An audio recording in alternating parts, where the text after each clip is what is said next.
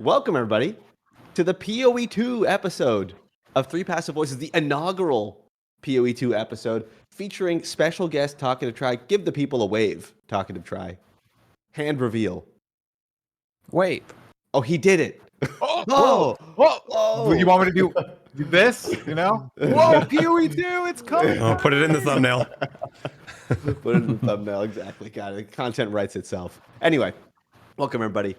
We are in the pre-launch period, if you're watching this on the tubers.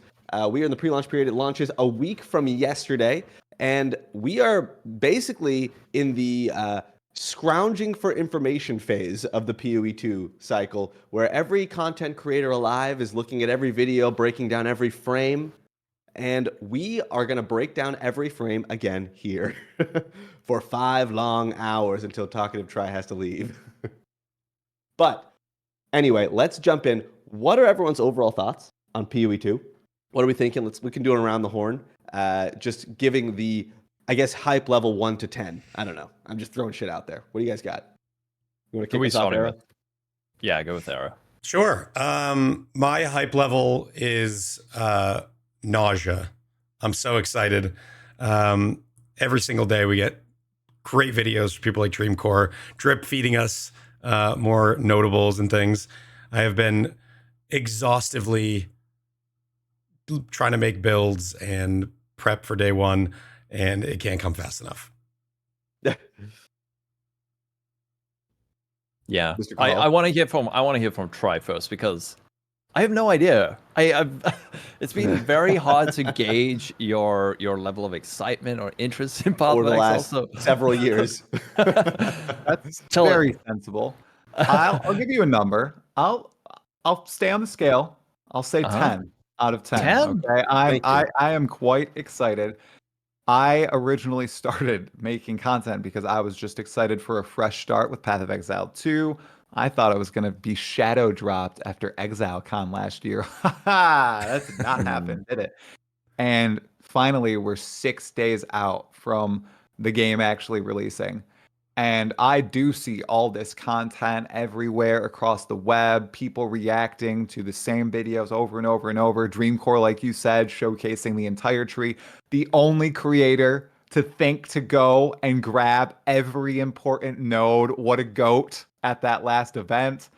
And I'm trying to avoid as much of it as I can. No joke. I know a lot of people watch my channel because Path of Exile 2 news, Path of Exile 2 little tidbits of info, right? I've been doing that all the way up until now. And at this point, we're so close.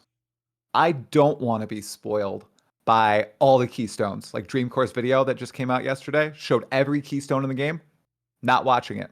You didn't watch? His videos that showcase bits and pieces of the notables. I watched one of those. I haven't watched the other ones. I go in, I leave a comment, and then I leave because I like to support my bud. I don't know if that hurts him because the average view duration probably not that great. Anyway, the boss fights that were revealed in that 1.5 hour long open world gaming video, dudes, I didn't touch that video. I haven't looked. I am actually trying to just look at the info that Grinding Your Games is giving us, relay that to the people, and then all this other stuff, the 127 support gems from Havoc, nothing. So I'm trying to keep that experience fresh, and that's why I'm really excited. Because I'm going to be going in, despite being the PoE2 hype guy for the past 1.5 years, pretty darn blind, given they just dropped a huge knowledge bomb on us the last week. So that's where I am right now. I've been trying to do the same and really considering it. I was on Arrow's stream yesterday, and he was looking at gems, and it's like, man, I need to go. I need to keep this secret. I don't want to spoil myself, but the more I think about it, the more I kind of realize as a content creator, you might not. Well, let's say a guide writing content creator, you might not have that luxury, right? Where if a tree comes out, that's actually one thing I'm not worried about spoiling, because when you hop in the campaign, I don't want to be stopping constantly thinking like, oh, I'm going to go there, I'm going to go there. That's something, and it's so much information that you won't be able to just latch onto all of it. And also different things will make different sense in different contexts once you actually play a character there. So I think next week I'm going to start spoiling myself just a little bit. The other argument is that they're going to change everything Right. Yeah. So what the heck am I even doing? Not spoiling myself on these little things. They're gonna change all the nodes, the layout of the tree, all that stuff. Am I just duping myself? Maybe. Maybe I am. Maybe I I just don't don't think it have the time to matters. dive in, you know? Yeah. For you, I don't think it matters that much because you'll be able to cover your content isn't like hyper guide focused. So I think it's all right. But watching boss fights, no shot, no ways. Why would you want to spoil that for yourself? Right.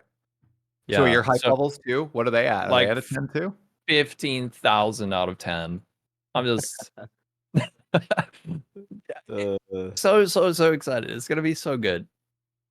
I've been following the same approach as Try though. I know enough to get by, right? Like I've been doing research just so I can like confidently make decisions. But I haven't reviewed the passive tree like you said. I haven't reviewed all of the support gems. I feel like it's not necessary to. I mean, I will say also, right, as someone who's not a full-time creator, not streaming every day, not making videos every day, it's kind of like easier to take that approach because I don't quote have to know that information, you know.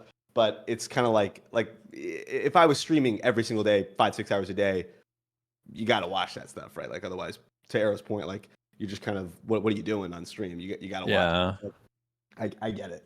I get it. I But, made the I've mistake got this a morning luxury. of clicking on a link that was sent to me. That was a spoiler for a potential spoiler for the Ranger Ascendancies from a website that Oh, is probably not super reliable, but I couldn't help myself. I can't stop it, you know? So it was there. I was like, I don't want to watch that. And I clicked it immediately. And now I'm mad at myself for doing that. I don't think you should feel too bad. Again, when you're in the game and you've actually been hands-on and had played the game in the context in which it was meant to be played, rather than just reading tons of information, you might be much more excited about something that you've already seen, but now you've tested a certain skill and it performs really well. Now you read that thing again and you go, oh wow, that's actually brilliant. Whereas before you might have been like, okay, that's pretty cool. So Yeah. like ascendancies, passive tree, that kind of stuff, I don't think it's too bad to spoil yourself. Boss fights, man. If someone like data mines, I think Darth or someone said like what's behind the door in Ultimatum and spoils that and shares it, like I'm not gonna be happy at that person. Yeah. yeah. At all. Or the It's- secret pinnacle. Right? Yeah, exactly. You mean Zana? It's a fine line. Wait, what? It's totally not Zana. It's not I know Zana. that's the meme. I don't think it's going to be Zana. No. If Zana comes back, it won't be for a while. That's my guess. I think so too. You think she'll be later in early access or post release? I think it's post release. I think that's like a down the road sort of thing. Yeah. And then they're gonna kill her with butterflies, D4 style. Sorry. Oh, Damn it. no. We went like 5 minutes. Dude, D4 spoiler. I haven't played it yet. dang it. D3 My style. big guess is she's going to return in Act 6. Act 6. Yeah, I think Act 6 is. They've covered this act with such mystery. All the devs I've talked to, they're just like, they've dropped little hints about other acts up to Act 5 before to me, and they've never gone into Act 6. And then anyone who has the art book, $480 pack, Enjoyers Rise Up, it has spoilers for Acts 1 through 5, and then it just stops. There's nothing. Like Act 6 just has so much mystery behind it. And we've heard Jonathan say it ups the stakes like never before in PoE. Who else would we want to fight alongside besides Zana for the most high stakes part of the story ever? Come on. Alongside or against? I I think she'll be an ally. Yeah, she's gotta be. I won't kill her. I refuse. If it means I have to kill Zana to get to the end game, you have to kill Zana. I'll just play a different game. I can't do it. Lolcohol hysterically crying, Alt F4ing. Oh, I love that mental image. No stream, just completely alone. I help. I did see one comment in the chat that I kind of wanted to elaborate on and get your thoughts on, everybody. And it has to do with spoiling the tree for yourself. Mhm. So in Path of Exile 1, I feel like a lot of the nodes on the tree aren't that exciting. There are keystones and there are the masteries now that are pretty game changing. But from what I have seen of the PoE2 skill tree, I would argue that it's far more thematic and exciting than the PoE1 tree, and it has that hover value, right? What I'm talking about when I see it for the first time in game, I immediately am inspired to, make a build around that. Something really simple that I'm talking about is I think there's a node that gives you an extra grenade every single time you throw a grenade. That's so simple, yet that's so darn cool. There's like spaghettification, the chaos node that gives you a whole bunch of different prime number modifiers that changes the way your character acts, and like the spiral nodes too. I saw those. I watched one Dream video. I think these were all in that video. And they all do very different things and they're all in the same cluster. Like I love that sort of stuff. Do you guys like that sort of design on the tree, or would you prefer it's more the PoE1 kind of bland power given to you? It's very sensible. It's It's very way better. symmetrical almost. Like I like the little shapes. It feels almost like a constellation, and that you can also easily identify what certain clusters are. Like there's one that is very obviously a two-handed mace cluster, just because of the shape, and then there's like a crossbow one. I think it looks way neater than I was expecting. I think we saw like early versions of the tree, and it was a bit wiggly, and you think, oh, it's gonna be messy, but somehow, especially on the edges of the tree, works really nicely. I think that PoE1, when they obviously made the original tree, and even like the most recent iteration with masteries, it's almost like you can't make radical changes to it at this point in the game's life cycle, like to the point where you could have like a PoE2 level thematic with the nodes.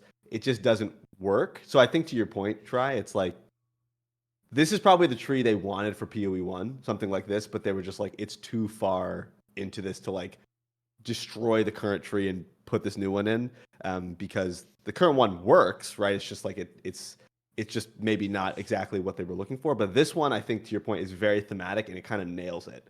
I like you, I haven't seen all the nodes, so I don't want to speak out of turn, but it looks like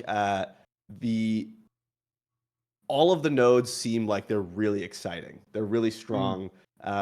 They are unique compared to the PoE1 nodes. But that being said, I think fundamentally at its core, it is similar.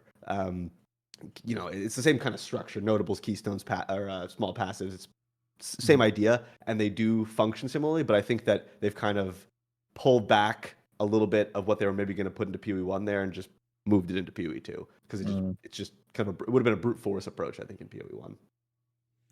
Mr. Arrow, as the like, major build creator, like having a theme is really interesting and fun.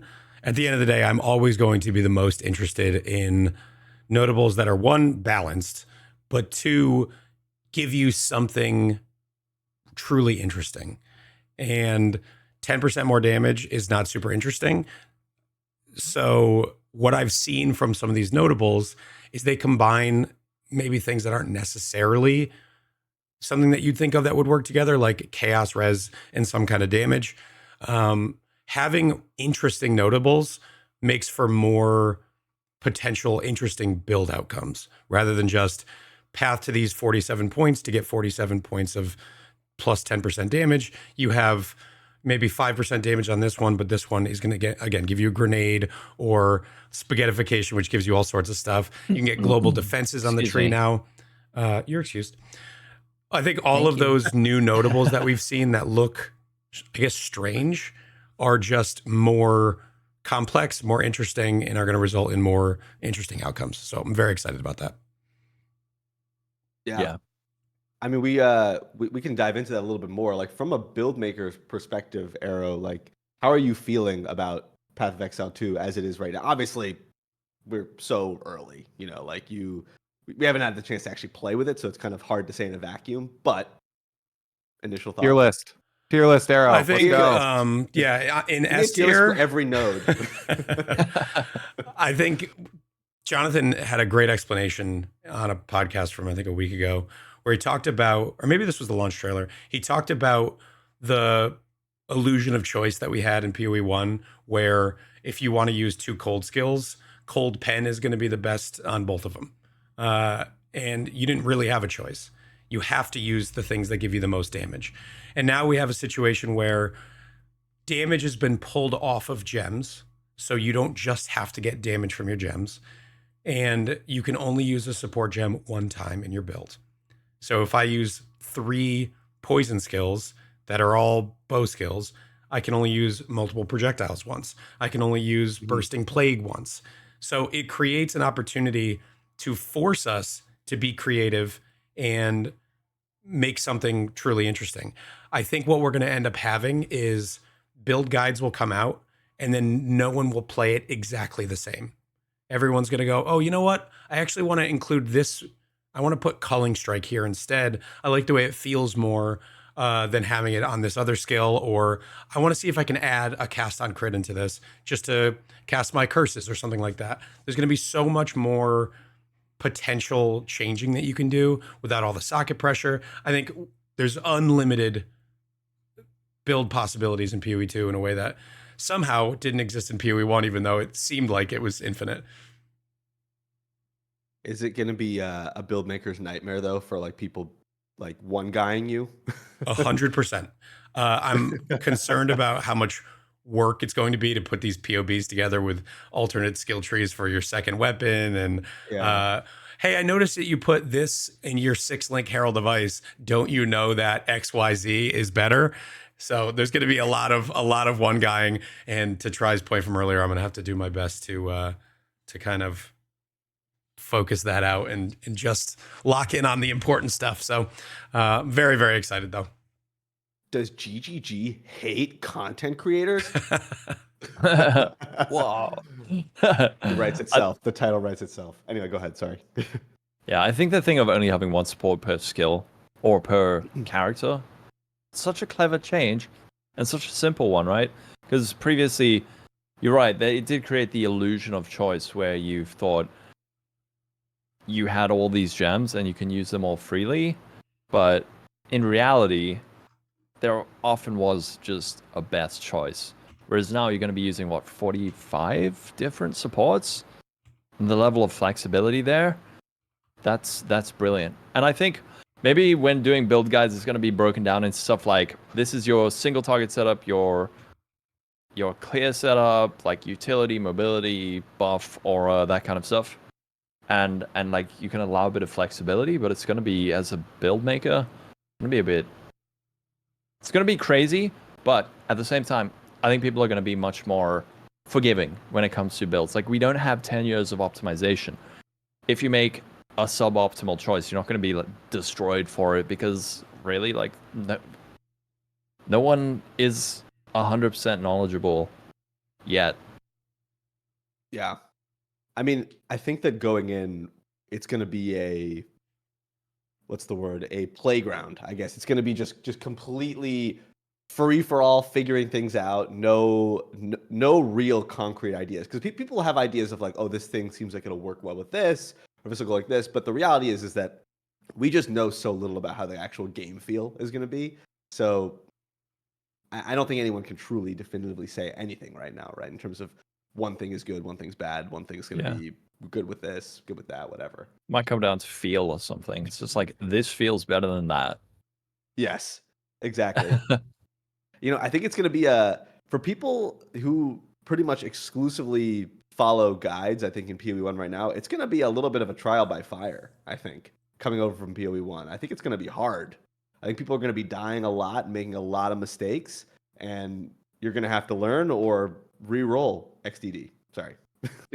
I've been silent during this section because I am not a build maker at all. Oh, I am so ready, almost said, to fail over and over and over, because I'm going to be stubborn and I'm not going to follow a guide until I get hard stuck at some point at endgame.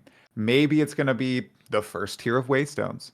Maybe it's going to be at the lieutenants of the pinnacle boss. Maybe it's the pinnacle boss itself. But I'm going to try to push myself as far as possible, because given what we've seen and given what I've played already with Path of Exile 2, I do think all the tools to craft a build that's capable of downing pinnacles is in the game for someone who has mid to high knowledge on the game itself. And I do feel like I have that knowledge buried deep within me. The potential is there. I just need to live up to that potential. So I'm really excited as someone who's not good at build crafting in PoE1. Hoping that I'll be able to do it in PoE2 for myself. I don't I've think got you give seven. yourself enough credit, man. Didn't you make builds that could do tier 17s before you started using POB? I cobbled stuff, so I don't make fun of me. Don't make fun, please. No. I Arrow's prepping a joke right cobbled now. like different trees together from PoE Ninja. Mm-hmm. Like I'd go in with an idea, and then I'd look at like the top 10 people on PoE Ninja, filtering out all the joke characters, of course, from the idea I was going for. And then I would see like, okay, this person's going through this path on the tree. Why? Okay, maybe I could combine their path with this guy's path and then use this set of support gems and this unique item. So that's how I built characters. I deal with spreadsheets all day at work. I deal with numbers and shit all day at work. I don't want to go and play a game and then go into PoB. I know people love it. I would rather pull up PoE Ninja for a bit, play with it for 15 minutes, and then go right into game and try to mash together what I saw in PoE Ninja instead of running the numbers in PoB, putting in different unique items, different mods on rares, and all that stuff. It's the same reason I've never used Craft of Exile, despite me crafting like a lot of items. Like I just go into the game and I make sure I know what each orb does and what order I need to put in the meta crafts and everything. But I've never done like a Craft of Exile craft on any Yeah. item. That's fine, man. PoE Yeah. Ninja is a phenomenal resource for getting ideas and tweaking builds and stuff. Like the Svalin thing, I did that video last week on Svalin, which did really well, and I think it had like 5% usage before I made that video, and then like a week after, like 15% of builds in softcore had it. I 100% got that idea just by looking at hardcore versions of Lightning Strike Warden on PoE Ninja. I was like, oh, all these dudes are using Svalin. Let me check it out. Tried it. It was awesome. Make a video about it. So, yeah, I think you're gonna be. I think you're gonna be all right. I think you're gonna be all right, especially in this environment where you don't have access to all the tools that give you the exact numbers. You're a player who plays by feel, and that's what we're all gonna have to do in PoE too, at least initially. It's so exciting. Yes. It is exciting.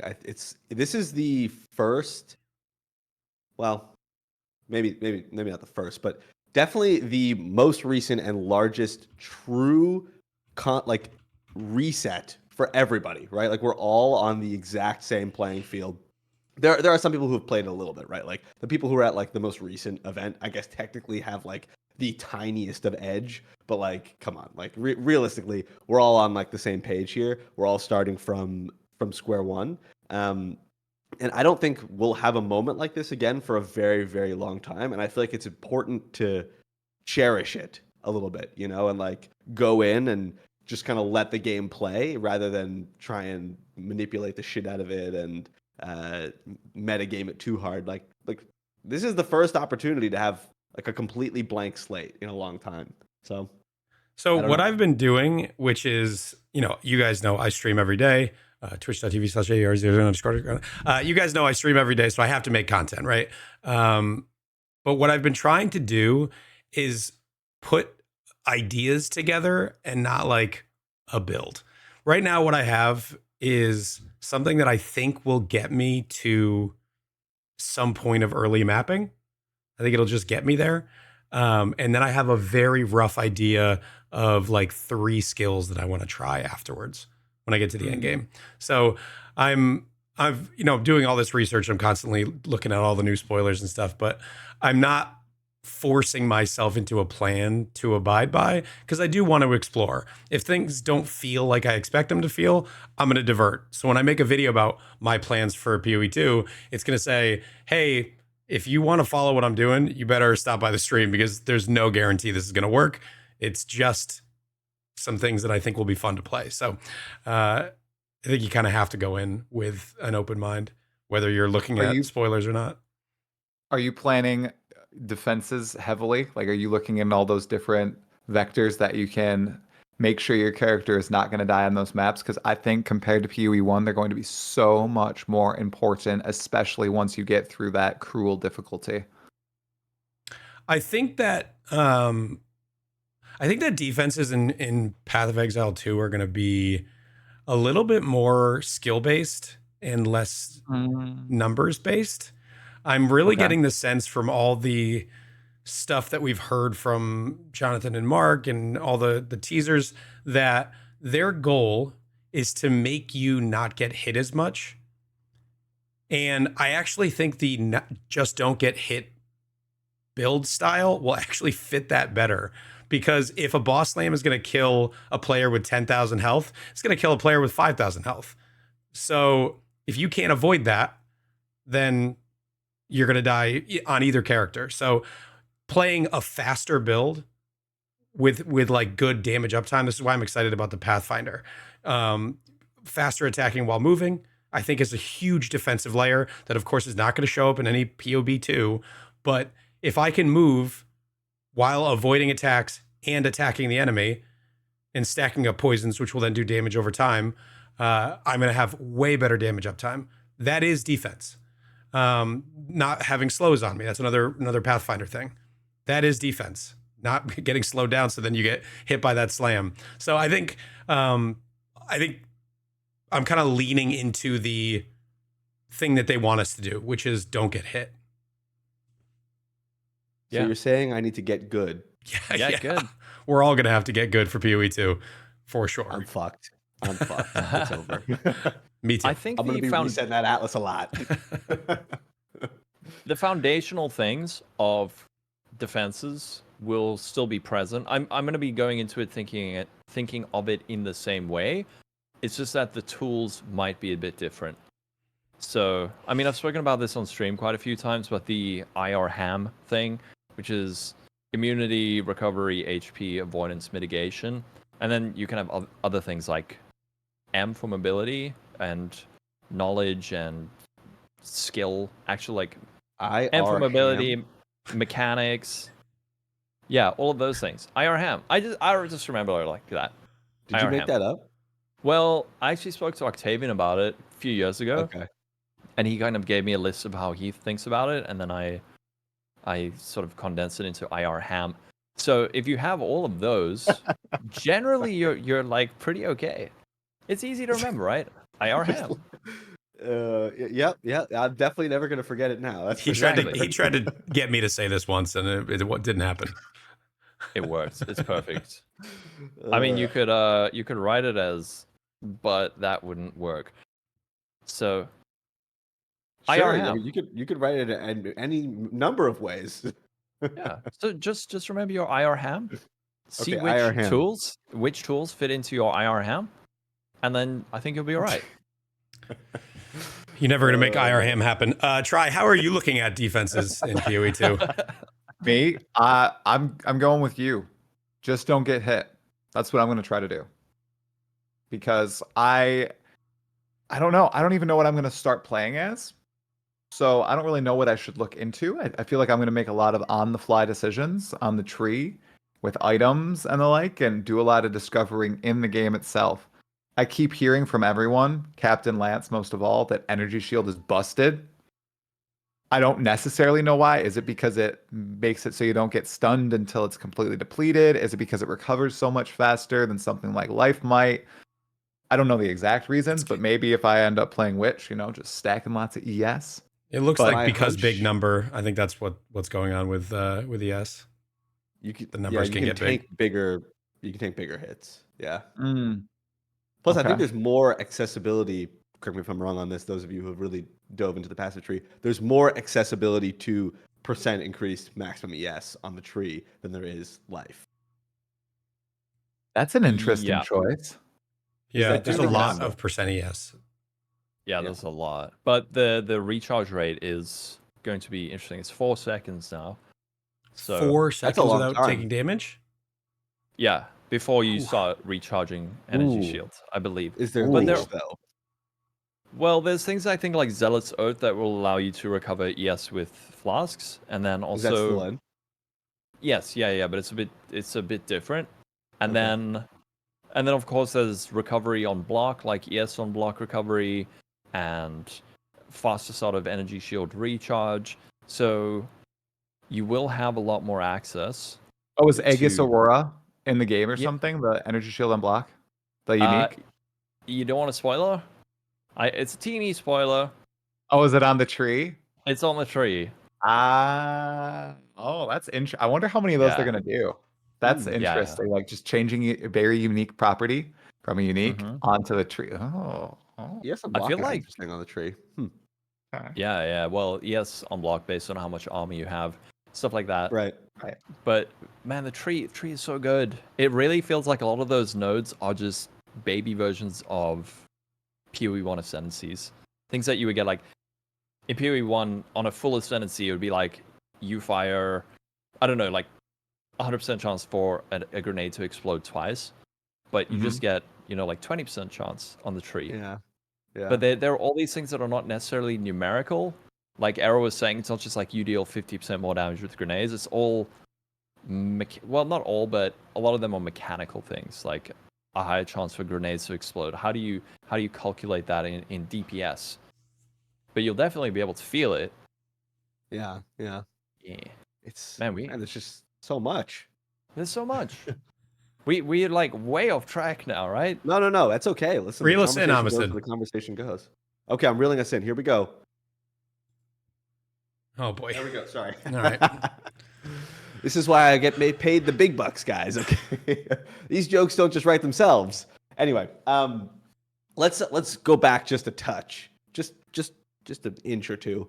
The new campaign. So the campaign has been a big focus of PoE2 up until this exact moment in the PoE lifecycle. What are your guys' thoughts on the EA structure? So obviously EA is going to be different than full release, right? Full release is full 6 acts going to the end game, basically like a smaller version of what we have today with 10 acts in PoE1. But what do you all think about the EA structure? We had talked about this a little bit. I'll give a little bit of my take, but we talked about this a little bit when it was first announced, and I was saying that I thought there was a chance that they would have just scaled the end game down for EA in terms of levels because the cadence is not going to be measurable at this stage, as in, like, because there won't be a cruel difficulty in full release, does having this cruel structure make sense for like an early access where they're theoretically data gathering, making decisions? So what are your all thoughts on the campaign, the difficulty structure, the whole bucket? I think it's cool. Almost said you're supposed to I'm- say it. Name. Oh, Yeah, sorry. you have to say something. What are your thoughts? Lolcohol. Me, I like it. I love difficulties in like Diablo 2. So I like it. It's gonna be fun replaying the same campaign, getting slightly different rewards, maybe missing certain bits of lore that you missed first playthrough. So I'm cool with it. Obviously on full release 6 acts would be better, but I'm excited about it. Arrow. You think Go. it works? Yeah. I think it'll be first on the first playthrough. It's going to be great because we're going to get to, For sure. get a little bit more practice on a lot of these bosses that we're going to see in maps. So I don't have a problem with it. I'm not going to be sick of the 3 acts by the time I get to Act 4. So it doesn't bother me. I think the sooner they can get those acts in, the better. But it's a non-issue for me. I think the game will be very exciting, and I'm very happy that they chose to work on Endgame instead of finishing acts 4 through 6. 100%. They're going to get way more people playtesting. Yeah, Arrow hit the hammerhead on the nail. I can't do analogies today, so I'm gonna You not do nailed that it. again. Close enough. You had all the right words. Thank you. Haha. It's a necessity. It's a necessary evil. They wanted to make sure that the end game was fully fleshed out. They 100% made the right choice because now, beginning day 1 of early access, they're going to get a lot more eyes and a lot more players in endgame, which is where the bulk of the player base will eventually spend their time, and they're getting that balanced.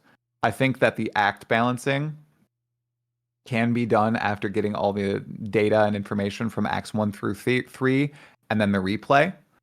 I think they'll see a lot how players behave, what choices they make, and the like. I'm sure that the cruel difficulty is going to be similar to acts 4 through 6 in difficulty. We're just going to have a different skin on everything, right? With 4 through 6, whatever 6 may be, we know what act 4 looks like. Act 5 is still in mystery for some of us.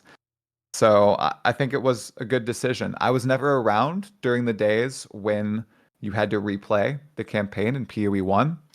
I remember not hating it too much in Diablo 2. So I think it'll be fine, especially since it's probably going to be for 3 to 6 months before they add that next act in. We'll see. Yeah. Do you think It we're going to was get one fine. act at a time, or they're going to put all 3 of them in? Here's my wish. They add Acts 4 and 5, and then Act 6 is 1.0. And they don't add Act 6 until the full release of the game. I think, man, I think we'll get at least, I think we'll get one act every 3 or 4 months, along with the new classes. I think that might be I harder don't know to if they'll save rebalance. I don't know if they'll save Act 6 for 1.0. I think we're going to get them all in early access, though. They did speak as though we were going to. Yeah, I'm expecting to get all 3 acts in early access so it can be play tested. That's my guess. The way they've talked about all Ascendancies going in because they want them to be play tested.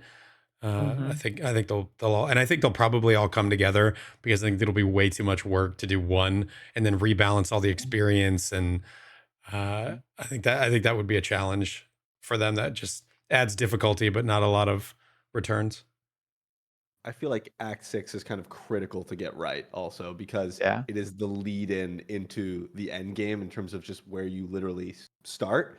So it's like if they mess the difficulty way up and you've already many hours into a campaign run you're trying to get through and you just I don't know, there's an issue with Act 6 or there's a difficulty spike or you have to farm way too much. It's just going to kind of like set endgame off on the wrong foot and maybe start you either too high of a level or too low or whatever it is. So it's kind of like I feel like Act 6 in the 1.0 release would be cool from like a playability perspective, but I think from like a functional perspective, it probably doesn't make as much sense from my perspective.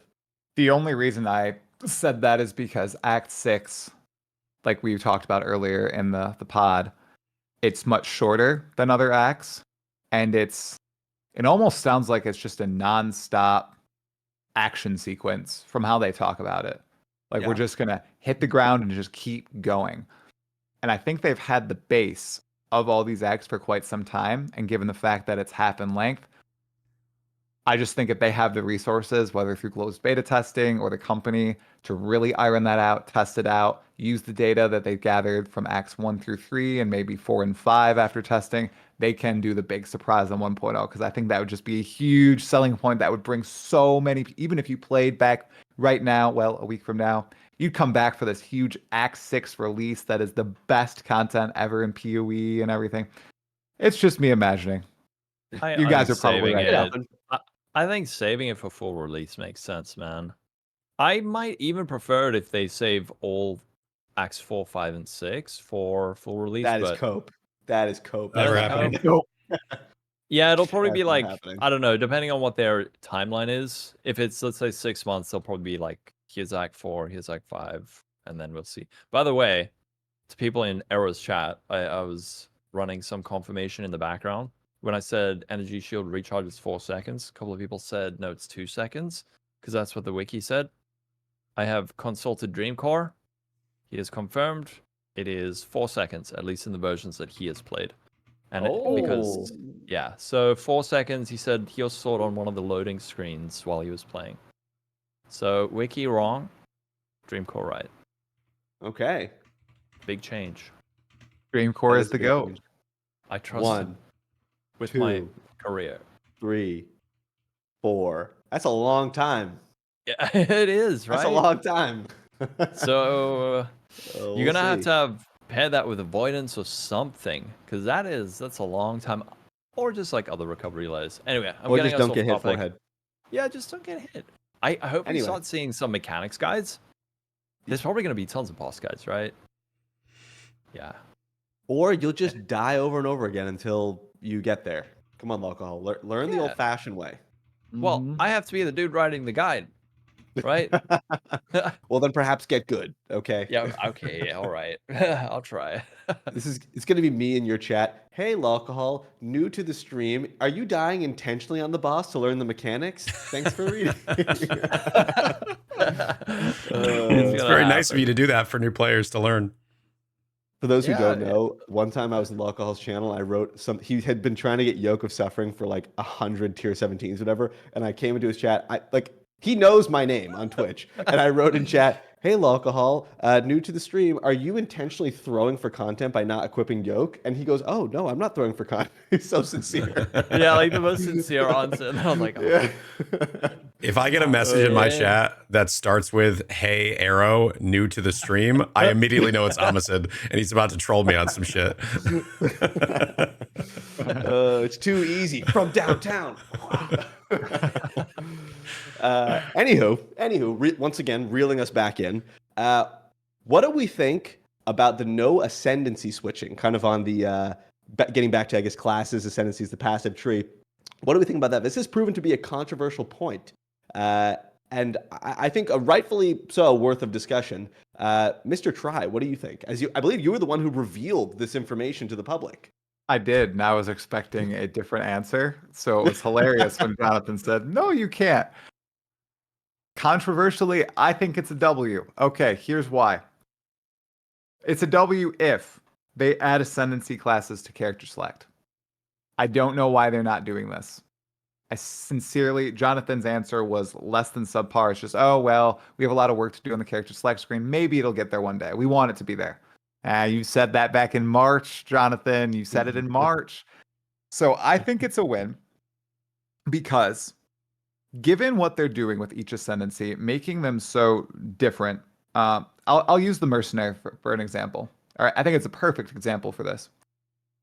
Given what we've seen, it looks like the mercenaries witch hunter ascendancy will be excellent early game, right? You can blast through the early game, you're getting all this extra damage, you're getting explodey node, really, really cool. But then once you max out your gear, maybe you get top tier gems, you have a lot of different tools at your disposal, swapping to the Gemling Legionnaire for the toppest tier damage and the like would be the best choice. I don't like that. I like leaning into your identity and needing to do quite a bit of work to swap over to an entirely different class because I think at this point, given how they're designing PoE2 ascendancies, they're your real class. I think people have said that before in PoE1, how your ascendancy class is your real class. I don't think it was as true as it is for Path of Exile 2, where each ascendancy we see is so different, giving you brand new skills, editing the UI of your character with the Infernalist, getting rid of mana, now you have heat you build up, or the Titan giving you like a rucksack potentially. These are all just so different from your core class. I think that you shouldn't be able to swap, and if you want to make a Gemling Legionnaire, you need to not just swap your ascendancy from Witch Hunter, you need to make a new character. I think it's good. But it needs to be communicated at the start because lots of people are going to be duped and confused that they had these options. And once they clicked and ascended and they can't swap unless making a new character, I think they're going to be a little confused. Because not everybody is as well informed as we are. And this is something that I addressed last night. It's Steam. I think it's number 2 on Steam right now, Path of Exile 2. There's going to be so many people who see that, buy it, and play it. They're not going to watch the end game content reveal or go and watch all of our podcasts. They're just going to hop in the game. And that sort of system that really requires an outside resource to understand it's a part of the game before you encounter it, I think it's a little rough. I think that's a valid point. I think if it was shown at the beginning, it would make more sense. I'm just thinking about it from the perspective of Last Epoch, where it's like I think that's nearly exactly the same approach. Yep. I don't think it works in Last Epoch IMO, partially because, and it's hard, I'm trying to silo these two, but partially because Last Epoch's campaign is horrible, in my opinion. So it's just like, you don't want to replay it. Whereas Path of Exile 2's campaign seems like it's going to be very fun and dynamic. And I mean, I like the campaign in PoE1, so maybe I'm in the minority there, but I think it'll be better for PoE2 because replaying the campaign theoretically should be fun, and like getting through, kind of rebuilding a character from the start is fun. But I would be surprised if this stays, to be honest. I think they're going to go back on it. Yeah, I don't feel like it's a hill you should die on. I don't really mind either way, but at the same time, I think people who want to be able to swap ascendancies feel much more strongly about it, and there are more of those people than people who are like, no, this has to be like ascendancy locked. And then there's probably just a lot of people who are like, I don't really care either way, so I don't see it staying. I don't see it sticking around. maybe a little bit for early access, but The people who I think it yeah. affects the most are like us. You know what I mean? Yeah, Where like yeah. we're playing a lot. We're gonna re-roll. I mean, like I'm looking at Arrow, like playing 30 characters a league. You know, like you're gonna level up a new character every time you want to do Ascendancy, maybe. But So like, I don't know. I have personal experience with this. I used to be, when I first started making content, I was making new builds all the time. I was rolling like level 95 characters into new characters in order to try new stuff. And what I found was that when I started leveling a new character each time, I cared about that character 1,000 times more. And Yeah. I was more interested in seeing it succeed than I was when I was just changing gear. I think people don't, this sounds so patronizing. It's like, you don't know what's good for you. But I think people don't understand the psychological parts of Path of Exile that every once in a while Jonathan will talk about. Having the weight of items is a common meme, but like the weight of a decision, choosing a character class and building around it, it really does matter. And it makes you more invested in that character. So I think it's probably a better idea. It's probably a better idea for long-term play to make people start a new character. So I couldn't help myself, Arrow. Interesting. I don't know. But then wouldn't someone argue that it's better to have the choice so that if you do want to just do the level 95 swap, which I agree, pretty much every character that I have just done lab respects into a new Ascendancy, geared up, played, I get bored of it so quickly. It feels like I missed half the story and seeing half the progression, and like I'm I not think finding upgrades along the way. it's going to heavily depend on how fun replaying the campaign is, right? Like, Yeah, we just but don't again, know. Like, no one has gone through it a full time. So, yeah. sorry, go ahead. No, that's fine. You're probably right. But I just don't see it as something that you should. How do I say?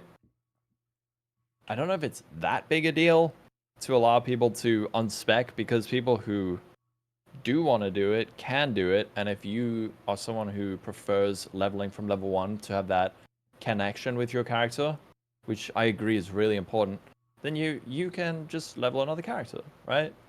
But for the people who don't, then they could just respec. I don't know. What do you think? I will say it's unusual from like the Path of Exile perspective, because PoE1 as it is right now is kind of like the ultimate sandbox where you can like do anything, undo, redo, like there's pretty much no restrictions.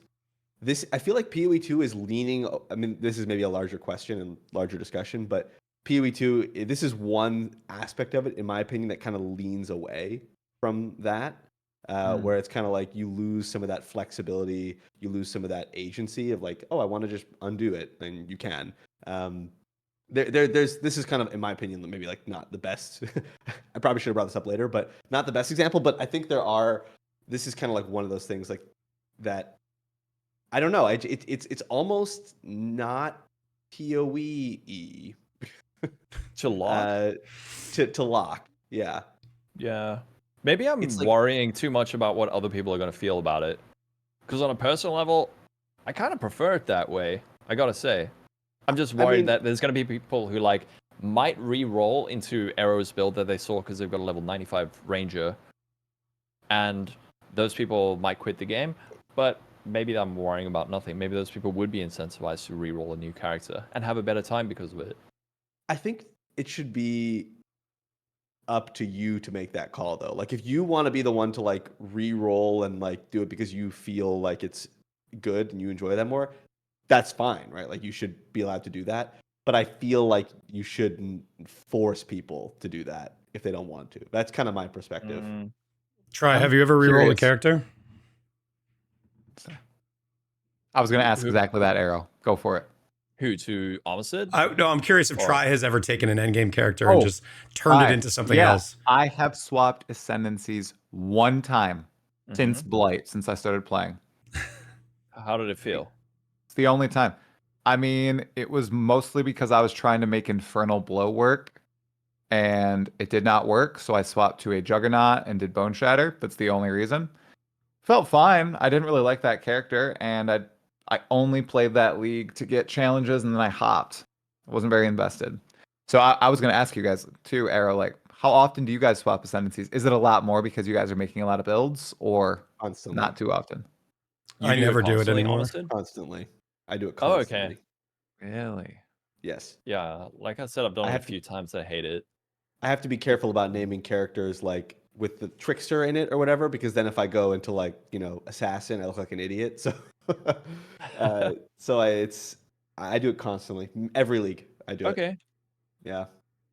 Well, So maybe there's this is where the I guess the disagreement comes, is that I'm doing it all the time, so I'm like, ugh, I want this, whereas you guys don't do it very often, so you're thinking less important. Maybe that's the I breakdown. guess the question is, if you couldn't do it in PoE1 and you saw a build that you liked, would you rather not play that build, or would you go, I'll just like put on some twink gear and blast through the campaign?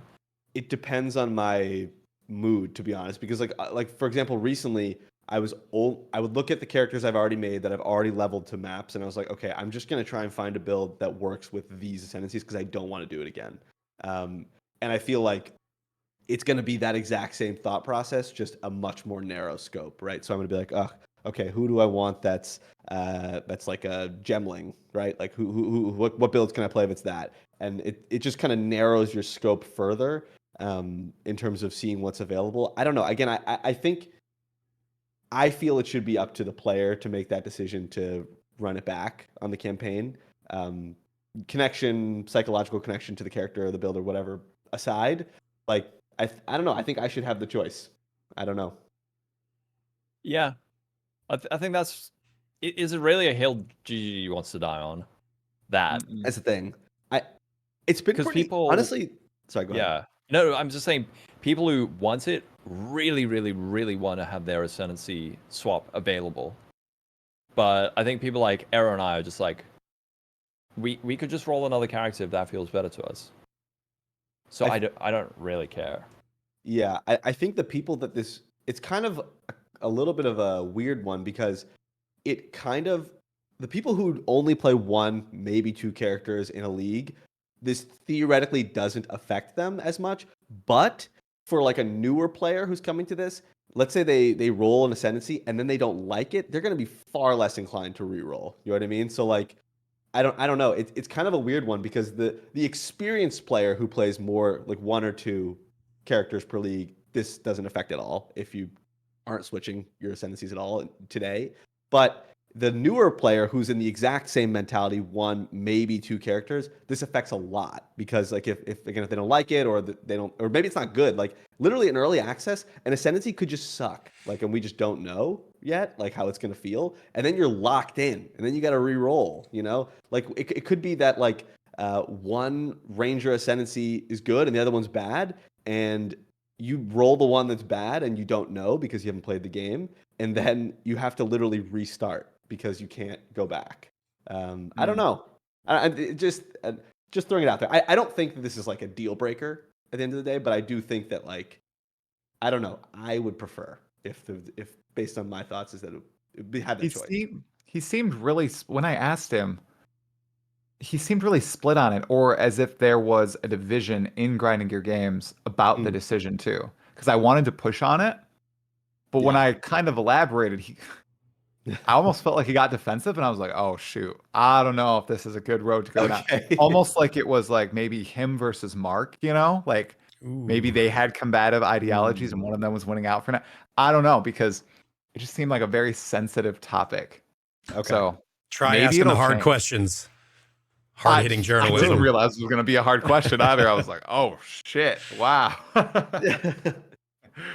That's true, honestly. I think it's another one that's really hard to say until we get into it, but thinking about it through the PoE1 lens is kind of like the best we can do, right? So, yeah. Anyway, on that note, what are we all thinking that you're going to play? What is everyone going to start with? Arrow, what are you thinking? I have a rough sketch of a poison bow pathfinder that I'm quite excited about. There is a little spoiler. There's a support gem called Chaotic Freeze that allows you to put a damage over time on an enemy and then build up freeze buildup on that enemy with your chaos hits. So What? I can freeze bosses with my Poison Bow Pathfinder. So I am so excited for that. I was on the fence between doing a Witch Hunter or Poison Pathfinder, and now that I found that out, I am all in, and I'm super, super excited. That's Okay. cool. A All right. Pathfinder. Wow, you really broke with the mold. Arrow never plays Rangers in PoE1. God, Wow, do something right. different. It's an entirely new Arrow. Ascendancy. Yeah. What about you, Too Alma free. Sid? I haven't the slightest idea. I think I'll probably do Sork of some kind, but Sork? All right. I don't know. It's just I watched. So originally I was thinking I was gonna do like Witch Hunter or something. That looked pretty cool.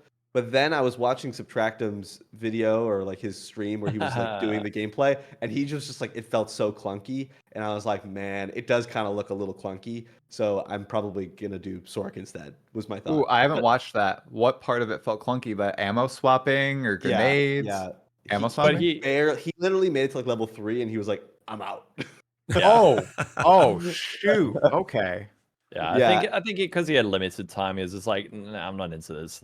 Yeah. I think that's probably a factor as well. But I will say, I wonder how the ammo situation, again, that does feel a little bit, I don't know, a little bit odd, but we'll see. So I'll probably do Sork of some kind. But beyond that, I have no idea. I'm just going to play I'm going to play flexibly. I'm just going to play, like, if I get gear for one thing, I'll go one direction. If I get gear for another, I'll do another one. I'm not going to lock in beyond that, which is something I think is impossible to do right now, kind of in PoE. It's like play flexibly. You kind of just have to have like a thought behind where you're going. With So I think this the gem flexible play- sockets Yeah, that exactly. feeds in. How about you? I've been Try? playing I've too much seen- League. You were saying you're hoping your chat gives you warrior, right? They won't. They I would like won't. to play the warrior. Yeah. I Okay. think the Titan and the Warbringer both look pretty cool. I've always been a melee player if I can make it work. And the way maces look right now, they're just big, meaty hits, lots of stuns, lots of ways to scale them, it seems. I think there's going to be some juicy nodes on the Titan, especially. I was fantasizing yesterday about maybe it increasing your character size or something too, as one of the thematic things. I think that'd be so cool because you're a Titan, right? You know, Yeah. they seem to be doing stuff like that. But I think because I've expressed it's my least favorite looking class, the Ranger is what I will end up be playing. You So- shouldn't have told them. You should have done some reverse psychology. I know I'm too truthful, dude. I can't lie. All right. I So think it's you'll have fun though. Me too. Never lied. that's Yeah. the only reason I was like, I'll do this as a sub goal because honestly, everything looks fun. Exactly. So I will have a good Yeah. time either way. So Yep. whatever I play, it'll be fun. It'll be fine. I'll make it work as much as possible. And if I fail, I fail. It's okay. Maybe I'll just copy Arrow's build. Sounds cool. Pathfinder with chaotic freeze. That sounds Cool. We're Cool. gonna have so much time too until PoE 2 launches December 6th, and then theoretically, let's call it like the date before you might move on to something that's brand new content would be the next PoE1 league in theory, Mm. right? Which is like February. So you got plenty of time to try a bunch of stuff out. Plenty of time. Oh yeah. Yeah, it's gonna be Yeah. good. I even took out some PTO. I don't know if you guys did, but I'm did. gonna blast like I've never blasted before. Maybe I'll Hell burn yeah. out like in a day or something. That'd be really No sad. Because way. I've never Not played. possible. The longest time I played a video game was when I did my 12-hour live stream. I've never played a game that long. And it was Wow. hardcore. For the first time, I got to Act 10. Went to record some footage right after the stream ended for a video. And I fucking died. Oh, Oh no. my God. So you're telling me you're not what I would describe as a diaper gamer? A diaper gamer? Oh. No, I am not. I thought you were referencing my kid for a second. No, I do No, not no, sit no. in my chair. No. Okay. Get your Not at buckets all. ready. Me neither. Me neither. Yep. Yeah, I just haven't. same. Before that, longest time I've probably sat straight and played with getting like water and stuff was probably like four and a half hours. So that was very different for me. Oh, That's you mean wild. without literally moving? Well, no, like I went and got water and everything. Oh, okay. I've So never had like a session that long. I never usually have that much time to play. So me That's because stars align. he's busy making Yeah. clickbait YouTube videos. He doesn't have time to play the game. Hey, Yeah, okay. that's it. That's totally it. I want to make an angry Twitter post about Arrow. Listen, try. This is your Please first do. time on the podcast. I have to make fun of every person at least one time while we're here. So you Please guys do it multiple times. It's okay. Usually it's me. I'm the punching bag. Yeah. But we can split the blame a little bit now. Or Try. split the- Your split the- content has been phenomenal, and you alongside of Dreamcore have been getting me through this drought that we've had since they announced Path of Exile 12 years ago. Path of Exile 2. I've been itching for this day, so hopefully you have a couple more videos this week. No, it's been great. 6 days. Very true. 6 Lolcohol, what are you days. playing?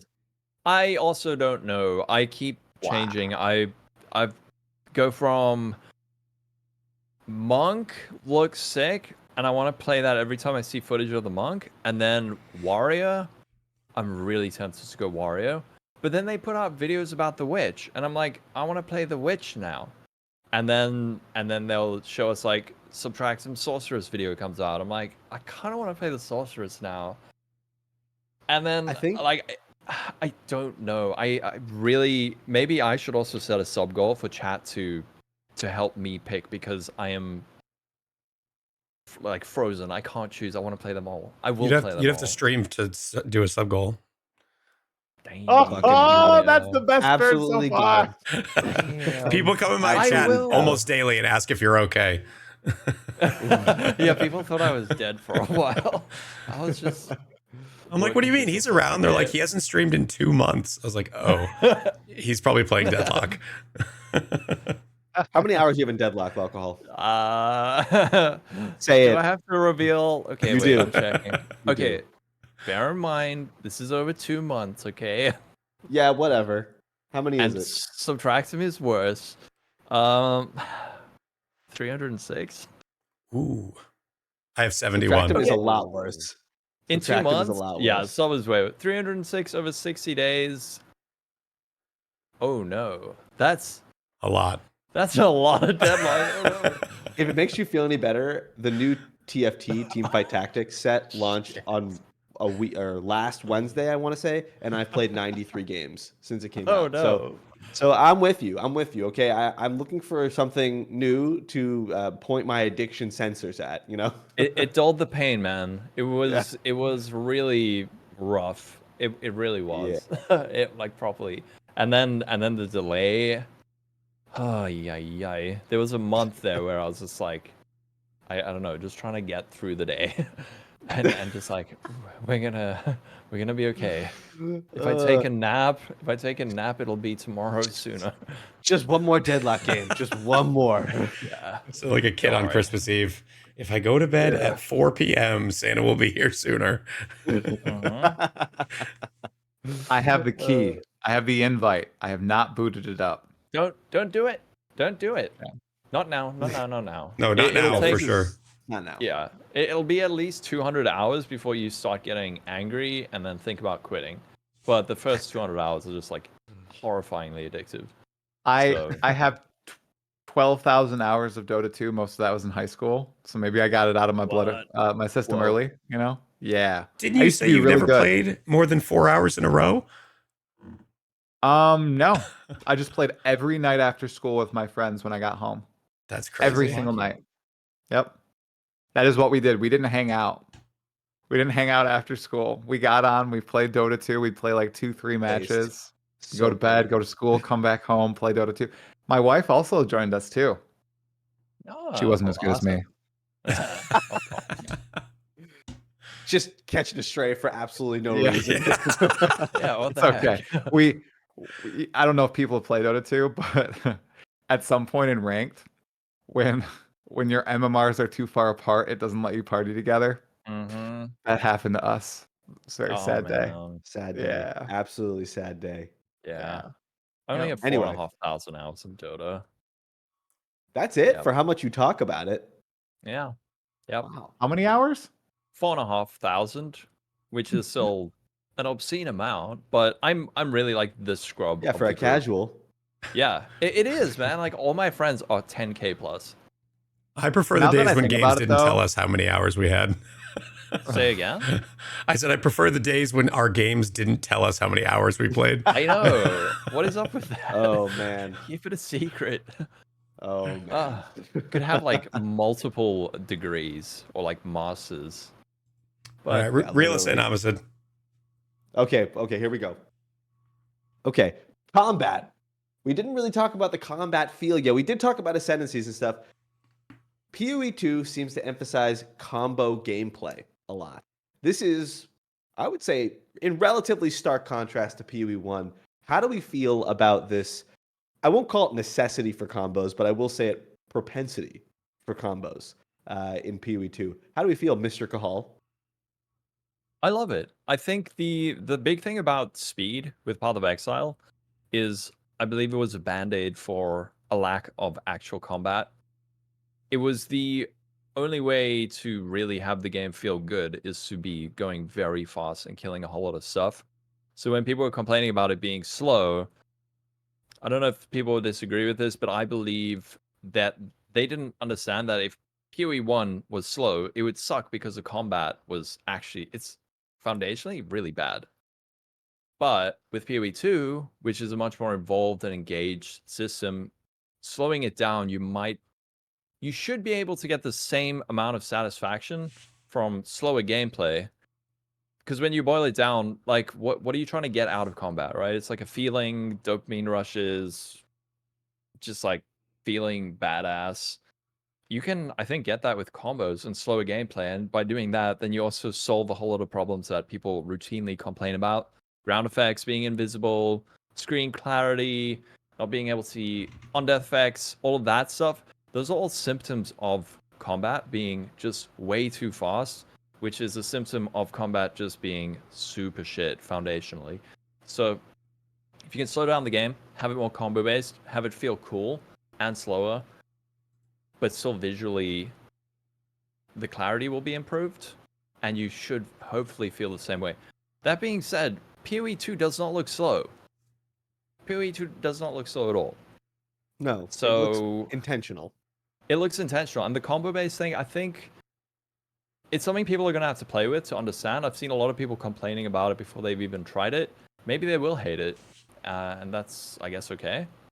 But I think give it a shot. See actually how it feels, because the people what's happening now is people are watching endgame gameplay where they see a character using multiple skills in combination, and they haven't been on the journey up to that point. They haven't started with one skill and then got another skill and then learned how to combo those two skills together, and then get another skill and figure out, okay, I can use this in this situation.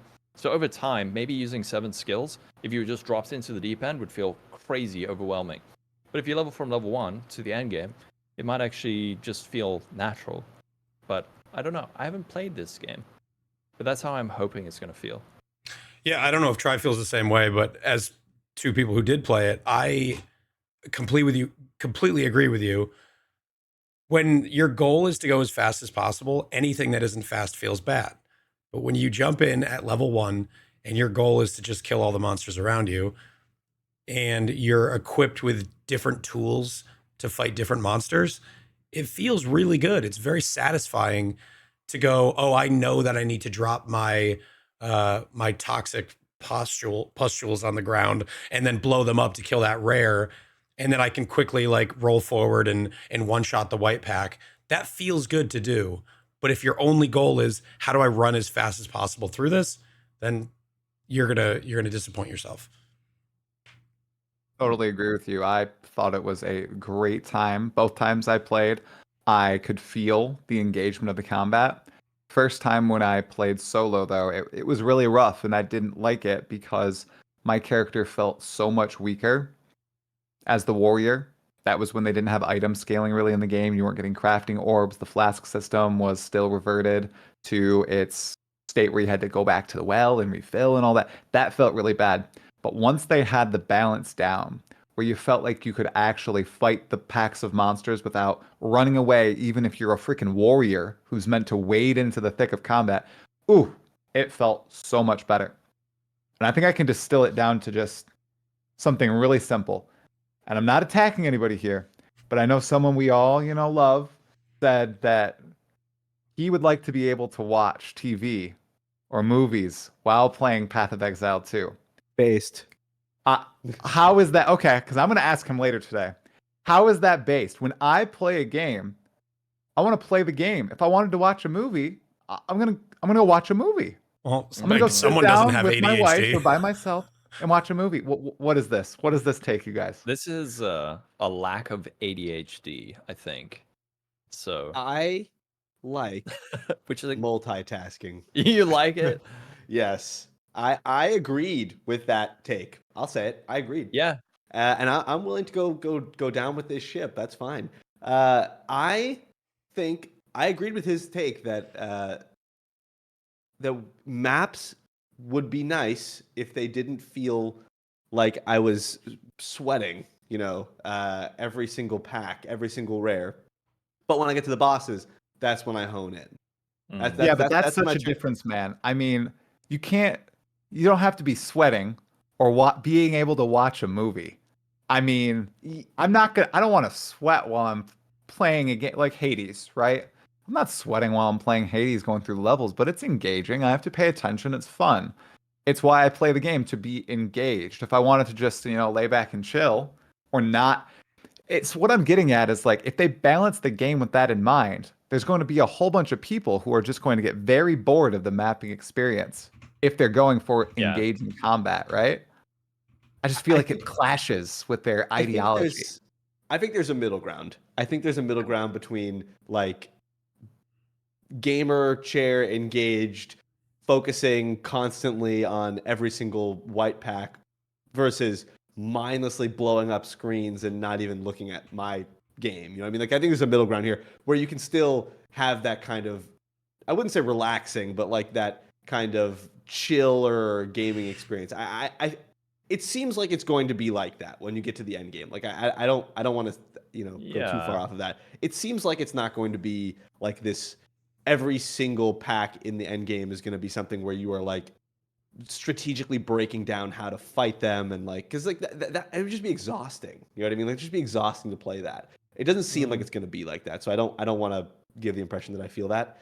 But I think that was maybe that statement that was made was maybe like a slightly more distilled version of just like that mentality of wanting to just have like a slightly more chill mapping experience. Because until that, you have to keep in mind, until that point, we didn't have any reveals of the end game. We didn't have any reveals of like we had much fewer bits of information than I think we have today. So I will say that I understand the sentiment and I agree, but I think that we're gonna hit that middle ground pretty well.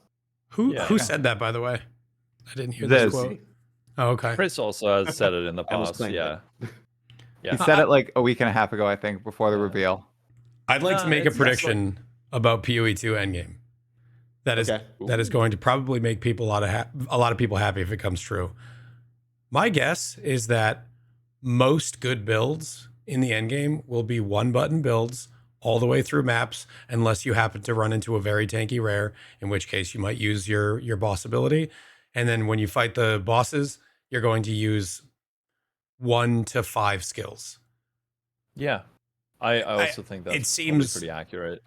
It seems like Maybe. these skills are going to be strong enough to clear, and you're going to be able to shut your brain off if you want to, but you're also going to be able to like just run the boss maps if you want to. That is my guess. Mm-hmm. Yes, I like it's that. certainly possible. I like that they give you the choice if you want to fight all those engaging battles constantly, the bosses. Hopefully those will be in abundance and you can hunt those down for someone like myself who is playing it for the experience, right? And not just to, multitask, do a few things at the same time. I totally get that. I'm mostly jesting. I think it's a little wild. I won't lie. Just as someone who hasn't experienced it, but I do know that this is something that lots of Path of Exile players do.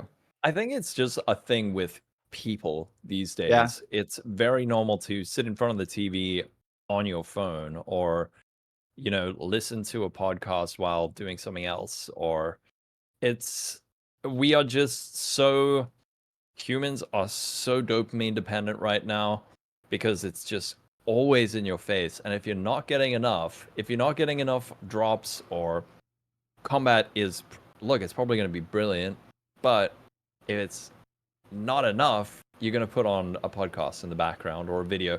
I will do that sort of later on into a league. Early on, I will be fully focused. But I think it's good. Like, it's actually, PoE is a brilliant streamer game because a lot of people are playing in the background. And they just want to have that background chatter. Or, Yes.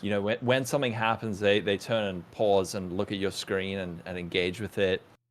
So, streams, podcasts, I've never watched a movie, or I try to watch Avatar: The Last Airbender again while playing PoE. I could not follow it. Like, it just, I can't watch a TV series. Yes, to your point, it's more listening, less looking for me. I'm not like listening. like literally like screen here, movie here, and I'm like fucking head turned, not paying. It's not like that, It's more like, why do one thing when you can do two things? That kind of thing, Learn about science, or Yeah. I don't know. Yeah. Some Like weird for example, I animal. could never watch like a non-English television show because I can't read the subtitles and play PoE. Like, come on. But like at the same note, I think the multitasking thing, I really think it's going to be fine. I think it's going to be the experience that you're looking for. I see people in the chat saying, "Oh, so I shouldn't watch my favorite streamer on day one while playing the campaign for the first time." No, I don't think you should. If I wasn't streaming, I wouldn't watch anybody. I would just be no way. single monitor, okay? All right, somebody Watching the cut game, his mic. playing the game. Oh, you're Sorry. crazy. You're crazy. Yeah. Imagine not being in Arrow's chat saying, "Hey, Arrow, new to the stream. Yeah. Is there a reason why you're only in Act 1? Throwing for content? Thanks for reading." Yeah, everyone should be Lamau. at twitch.tv/AER0__ on December 6th. We are literally here right now. Yes. Everyone watching is right here. Oh, well, I guess the YouTube. Hi, YouTube. Yeah. I think that this just kind of gets boiled down to the fact how intentional will the combat actually feel in endgame. Like, that's like kind of like the baser discussion. And I feel like we've nailed that. Anything else on this one? Try getting in on the memes. Love it. I hope that Arrow is wrong. Screw you, bro. I hope that combat is engaging late game. Screw you, man. All right, don't be right. I think you're gonna be right personally, but God, my so heart brave. is just wanting you to be wrong. Okay. Wait, hold on. Let me elaborate on that point a little bit. The complex gameplay will be there if you want it. You just have to choose to do it. The same thing exists in PoE1 right now. If you want to do like blast tier 16 maps with as fast as possible, like I did this league, like map finding on Toxic Sewer, I was dropping tier 17 maps and selling them, and I could have done it with my eyes closed. But there are a lot of people that are going and doing juice tier 17s. You can't look away. You can't watch a movie and do juice tier 17s. So that gameplay already exists, the lock-in gameplay. And some people want it, some people don't. And I think as long as it's available in PoE2, you're going to be able to make both crowds happy. You want to just go kill bosses, you can do that. You want to shut your brain off and in Zoom, you could do that too. I think both will be available. Very based take, Arrow. I'm just gonna press 30 buttons and do exactly that. I'll fulfill my fantasy. It's okay. Thank you, Tri, for standing up to my bully. Our bully. I need a clip of Try saying very base take Arrow so that can be redeemed in the channel. And the double birds in the thumbnail. Yeah. Exactly. Sorry, go ahead. I was just gonna say, I'm also one of those people. I do have contrarian takes. Okay. Hit I us. remember T17 maps in Acropolis. I loved them. Oh my God. I was a huge fan. I know. See? Base take here. Okay. There you go. I was sad that they changed them. Anybody watching my channel, I was putting out like update videos and I was like depressed as they were slowly making them easier to roll and everything. I was like, no. So That's I'm ready crazy. for that sort of stuff for PoE2 as well. People will hate my guts for some of my takes, but Good. I stand by them. Yeah. Yeah, T17s when they first came out were bad. That's unfortunately an incorrect take. Incorrect take. I didn't think they were as bad as everyone thought they were, but I didn't like them. I just I thought they didn't were like just it. unfun. Yeah. But also Yeah. the league mechanic was It was extremely terrible. That's the thing. Like, if the league mechanic was more fun, I think it might have been a slightly softer landing. But the league mechanic being Necropolis was brutal, just absolutely brutal. Anyway, let's move on. I put this in a different order, so I'm gonna jump around on the sheet a little bit. Let's hop into Endgame a little bit. I think this makes more sense to touch on because we're kind of progressing through. We've just completed the campaign. You're 600 hours into your campaign run. You know, you're an IGN reviewer. You've made it into the beginning of maps. The end game is very different. It's not like it kind of still has the core, but the end game itself is kind of different. It's an endless atlas with one death. What do you all think about the atlas? I'm going to pose that question, then I have to go to the bathroom. So you all ponder on that one. Arrow, why don't you start us off? There we go. Professional. Sure. I am very, very excited about the end game. I think the Atlas in PoE1 was a cool design that really had no flavor to it. It was just go through your maps, complete all your maps, and then once you get to the end, you just run your favorite map until you get bored of the league and you quit. Now, I liked doing that, but it lacked a lot of flavor. What I'm really excited for in this Atlas is feeling like I'm exploring and hunting things down that I want to do. I think that will feel so much more satisfying to find a boss than it feels to drop a fragment. I think it'll be more satisfying to find that unique map rather than buying one off of trade. So I'm really excited for the exploration factor. Me too. Yeah. I think that this is undoubtedly the best end game system ever implemented by any company in any. I'm just glazing. I'm just memeing. I'm just No, you're memeing right. for the I'm chat. just glazing. I'm just kidding, guys. I think I'm gonna get hard stuck. I think I'm gonna be one of the people resetting my Atlas because I'm gonna die. So, and I don't know how I'm gonna feel about that if it happens over and over, because I am not like I talked about before. Like I'm not the best build maker. I think I'm not the most skilled player either. I'm gonna be streaming it. I think I'm gonna get hard stuck.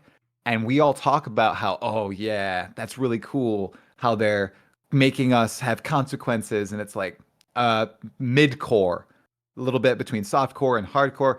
But if you brick your Atlas like multiple times over and over, and you just start slamming your keyboard, I don't know how it's gonna feel. And I feel like I might find myself in that situation. So it's exciting right now, but experiencing it like 2, 3, 4 times, I don't know. We'll find out, right? It does change the definition of like blaster, right? Like, or the glass cannon, I guess, because glass cannon today, right? Like you can still die 5 times, like, and you're fine. But you die once and you are SOL. I feel that there maybe is a middle ground between 1 portal and 6, perhaps 3. Get a little crazy. I don't know. I once again, my head goes to Last Epoch because it's kind of the same or similar, not the same. It's similar in terms of like that you die once, you lose the end game or the end map loot, right? And I didn't really like it in Last Epoch either. I'm a Last Epoch hater though, so maybe I'm not thinking about it through the right lens. But I will say, I think it does change what it means to be like a glass cannon build. It does change what it means to be like a bow build today. Definitionally, is just you're just get good forehead, don't get hit. That's kind of like the mental approach right now. You kill everything before it kills you. That sort of thing, I think this kind of cements that that's just not possible in PoE2, or you're going to have to be like a true god gamer because it's just not going to work. I don't know. It one of those things that I'm not sure about. I don't think we'll know until, like you said, try until we start to play it. And if we're resetting the Atlas constantly, then that's going to feel terrible. But I don't know. I'm not sold on this. When they announced this, I was like, I wasn't wonder. sure. Do you think? do you think it's going to be limiting, or do you think it's actually going to make people more interested in defenses? Because defense in PoE, especially the last year or two, have been fascinating, and like there's a lot of tools that you have at your disposal. I think as long as you have your IR hams locked and loaded. Oh, You hate it. My IR hand. Oh, IR Yeah, you got your IR hams, man. If you have your IR hams, and those are all God. accessible, then it might be more interesting, because the feeling of getting defenses right is very, very, very satisfying.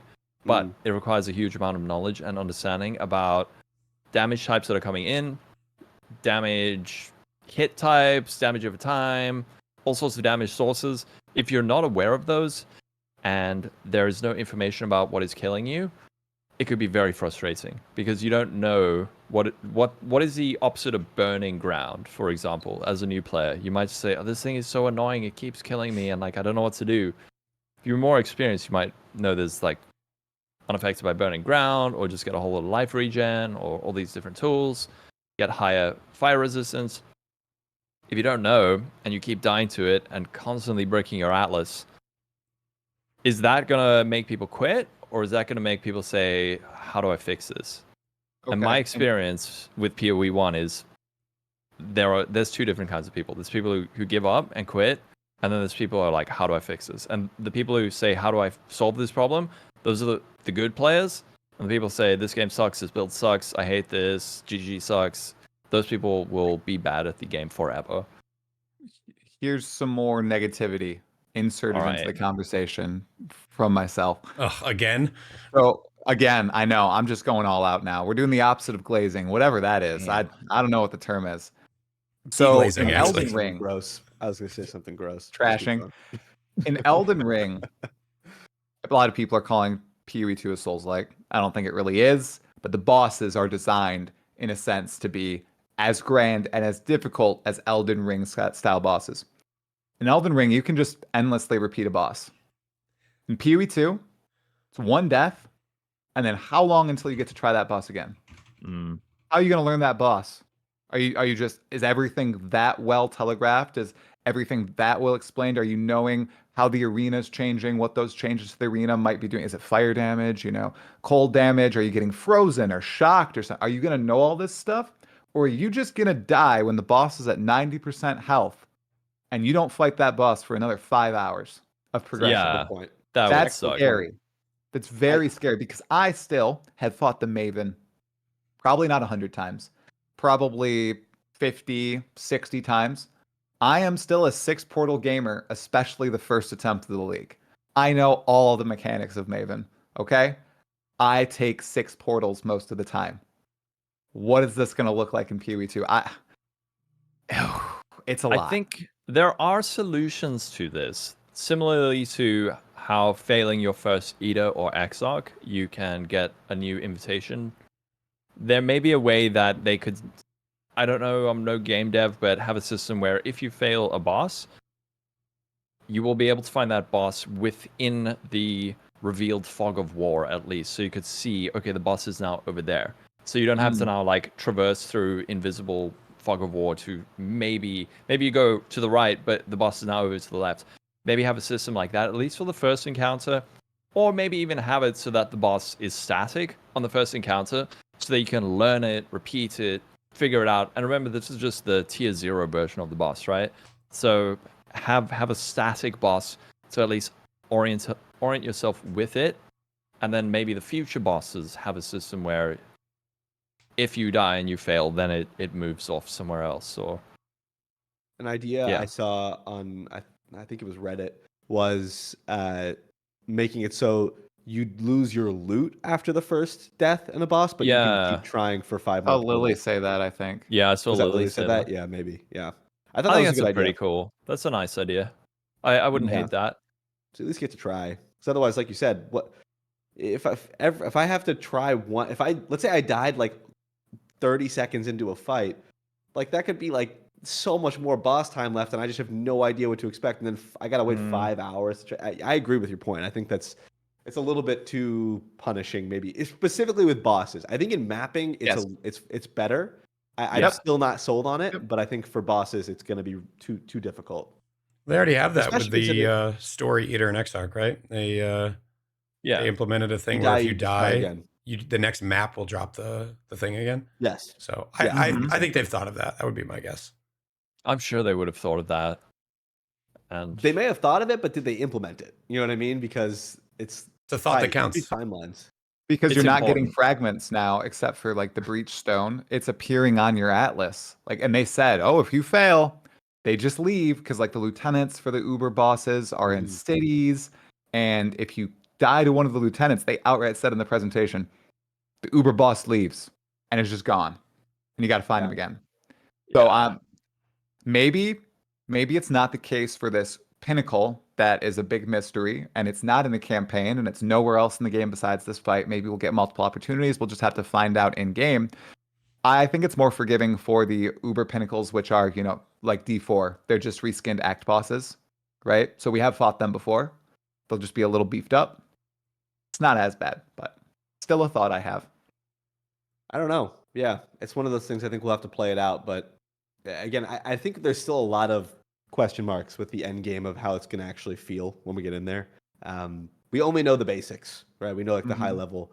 But digging even deeper into the end game, what do you all, and let's actually go back to bosses for a second. What do you all think about the kind of emphasis on bossing overall in PoE2? That is, I would say, in contrast with PoE1, which is more of a boss when applicable, but otherwise blast game. Yeah. What do you all think Dude, about that? So good, so good, so good. My favorite thing about PoE1 is bossing. I love it. Whenever a league starts and someone's like, hey, can you do my Maven? I'm like, yes, please. I love doing Maven. And now that they've really thought about the mechanics and it's going to be much more engaged, I am so excited about it. I love Elden Ring. My favorite Elden Ring fights were the ones where I died. Why am I... Delicious. Delicious. I don't know what's I'm hearing happening. myself. Delicious. Delicious. It's playing on repeat. Delicious. Hold on, Delicious. hold please. Delicious. Delicious. Delicious. What? He's Oh, grabbed it. nightmare. I was like, what is that? But Listen, all I'm saying. Okay, come all on, right. let's get Technical- back on track. technical difficulty. I needed that. That's pretty neat. Delicious. I didn't turn off my alerts and Delicious. stop. Delicious. Stop. Can I get like slightly more sensual alcohol? Yeah, do it. Go, no, I'm saying you do it. Oh, delicious. Hold please. Whoa. Oh my god, I'm so sorry, You everybody. sound alert. Sorry, Tri. Oh. We're Things get weird here most of the time. oh. All right. My sub sound is We good? Lolcohol doing a sultry lick of the lips. Don't ask me why. Okay. Can so I that's also why. say? Yeah. Can I also say that Lolcohol Arrow changes his sub sound every league, correct? Lolcohol has gotten a great deal this league. Okay, Oh, longest yeah? league in history, and he's just been deliciousing us for like 5 months now. Deliciousing us. It's so gross. Anywho, back to bossing. Back to bossing. Oh yeah. Like Millennia, whatever. That thing killed me like 98 times. Favorite boss. In Elden Ring, I died to Renala or something exactly. This is not a meme. I died to it 69 times. Nice. Beat it on the 70th time, and that was my favorite boss. So these hard boss fights that are like really challenging, I love it. But at the same time, if I have to fight Renala 69 times to kill her, and then I have to run back Nice. to her for like 3 hours every single time, I'm not gonna love it as much. Yeah, I mean, it just doesn't seem like it's built for that kind of gameplay, right? Like, you can't die 70 times against the PoE2 boss. Like, you're just gonna wish that you were playing anything else. So, like, it's just not gonna work. Yeah. Anyway, sorry, Mr. How Arrow. about- yeah. Could you repeat the question? I got derailed by trying to fix all my alert sounds. Yes, the question was, what is your thoughts on PoE2 having a bossing emphasis versus PoE1? Yes, of course. Of course. You guys, anybody who watches my channel knows that my favorite thing to do is shut off my brain and blast through maps. However, based. I am looking forward to being excited to boss. Something that I don't know is going to be true in PoE2, but I'm hoping, and it seems to be the case, is that the boss fights are less about like cheesy arena stuff and more about fighting the boss. There's not like Maven's memory game and the arena thing that shuts off all your recovery.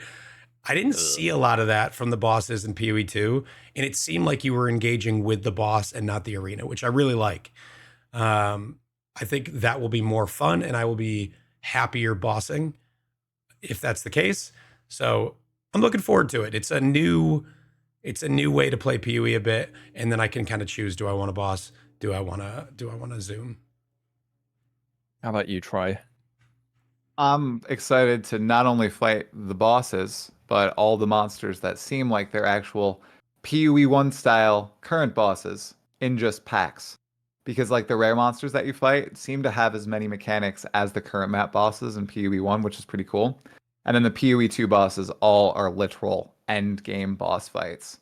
So I'm really excited to learn all of them. I like how they decided to go against the grain of what many other games and ARPGs or MMOs do and just buff the damage and the life and instead actually alter the abilities, add new abilities, spice things up as you increase the difficulty.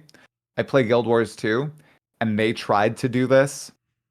I don't think they succeeded very well where the stronger an enemy gets, it goes from like veteran to champion to legendary. It was supposed to get new abilities, but you don't really see those. They're not really impactful. From what we've seen and heard about PoE2, that is actually the case.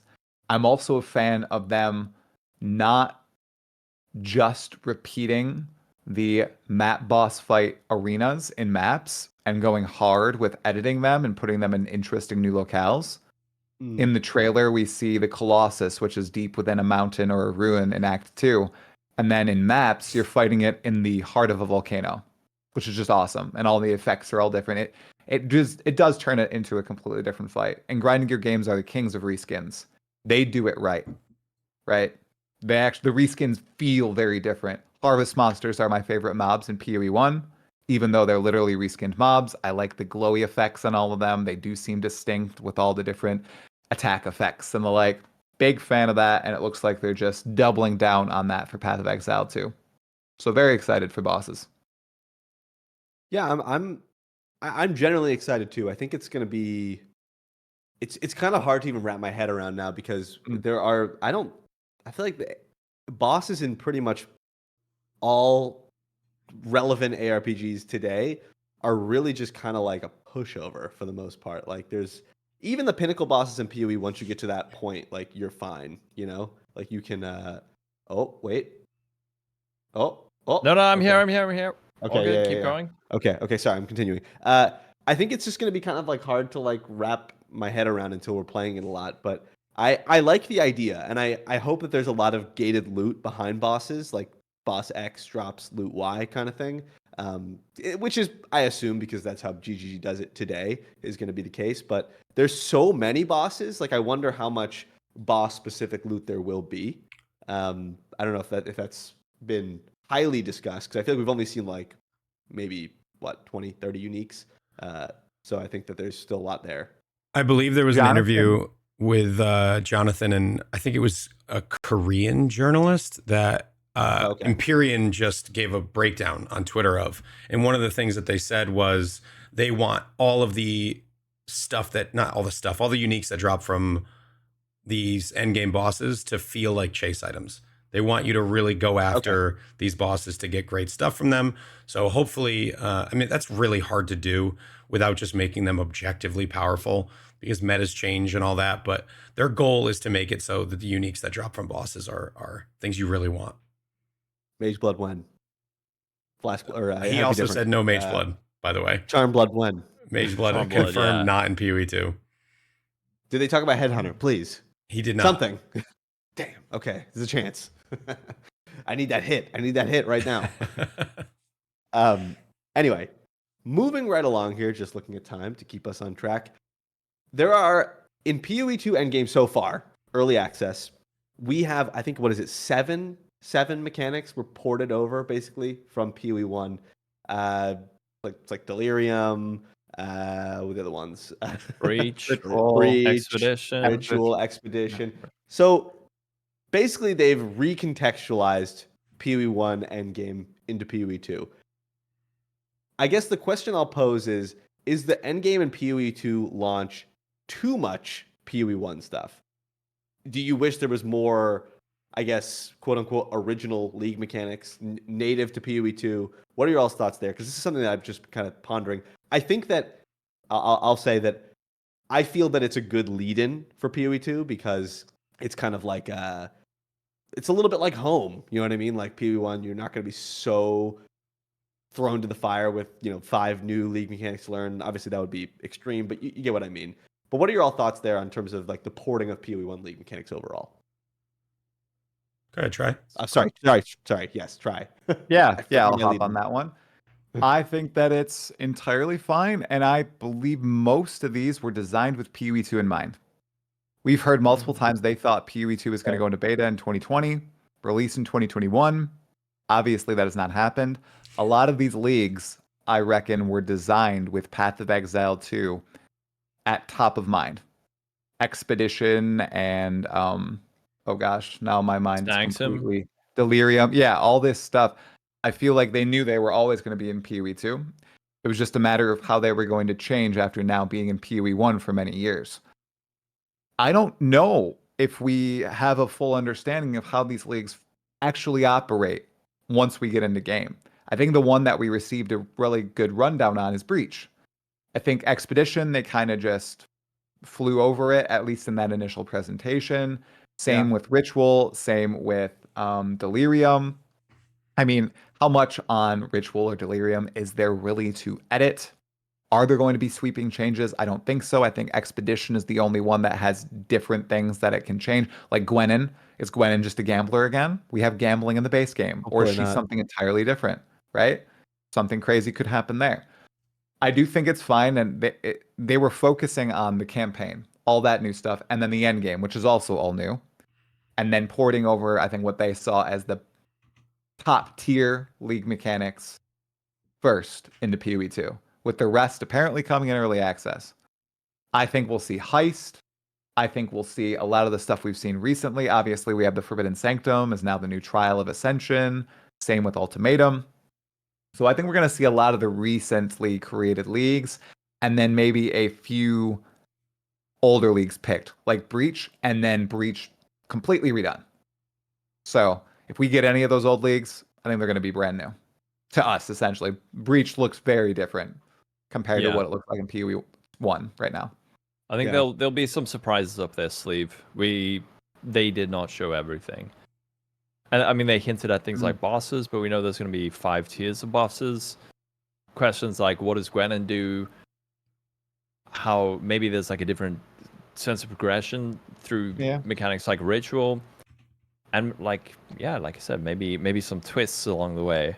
And I think it's nice having familiar things and not too many things. So there's enough of an end game to be engaging on early access. I'm really hoping they're not actually intending to bring back everything, though.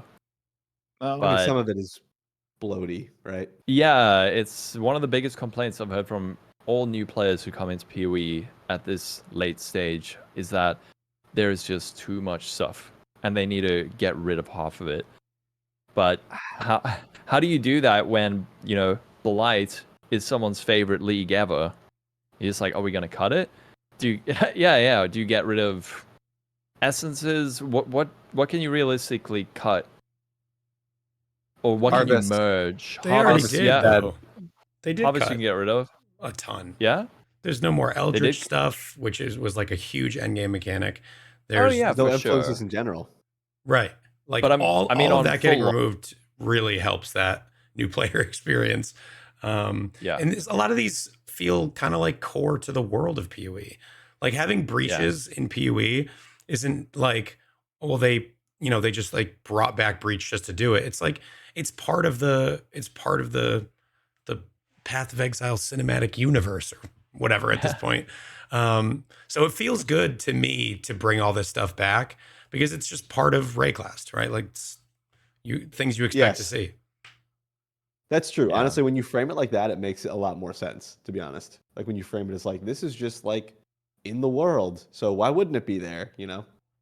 I think that But works. then, do you think they're going to bring back a whole lot of stuff? Like, is Blight going to come back? Probably. And probably, but then I'm very curious to see in what form. Are they going to be releasing PoE2 leagues and then maybe say this is, you know, Ravage League, like a brand new league, and Blight on the side, and I introduce like think all the multiple? old stuff will be ported in during early access if it's You going to think make so? it, and everything that doesn't make it into EA, I think they're just going to cut it out, and it's going to be new stuff from then on out. I Bold think so too. prediction. Yeah, bold I prediction. think that's likely. Honestly, I think you're probably right. I Mhm. still think they should rotate things in and out, but I have no idea how that would work. Because No, do you can't do need that though, because Do you like, need? Yeah, because like if delirium is like the source for was like basically the new oils, then they have to like recontextualize like where you get these things from like a new source yeah. every league. It's just I too don't know much how it work. works. I feel like. Maybe they will just say, look, these two mechanics are too similar, like Breach and Legion. I know they're not the same, obviously, but maybe they will say these are similar enough that we're just cutting one of them. We're cutting Legion, or people will That could riot be. over. They could think that like that could think that that like Legion does X type of mechanic better than, you know, I don't know, another mechanic, so they just like pick one. I could see that. Yeah. And then 'Cause there just are mechanics add that new function stuff. similarly. Add new stuff that fills in the gaps. Because I don't really want a PoE 2 full release with like 30 league mechanics, and then they start adding more stuff. Like at this stage, it's okay to let go. If you want to go to your timeless domain, go play PoE1. Give me some new. Yeah. Mm. I don't know. Although- I think it's gonna be. I think it's gonna evolve a lot over like the next 6 months. What the end game looks Yeah. like. I think there's gonna be like. I mean, they said what 50% more is like what's expected by the end of Endgame or something like that. Double. Double. Yeah. Yeah.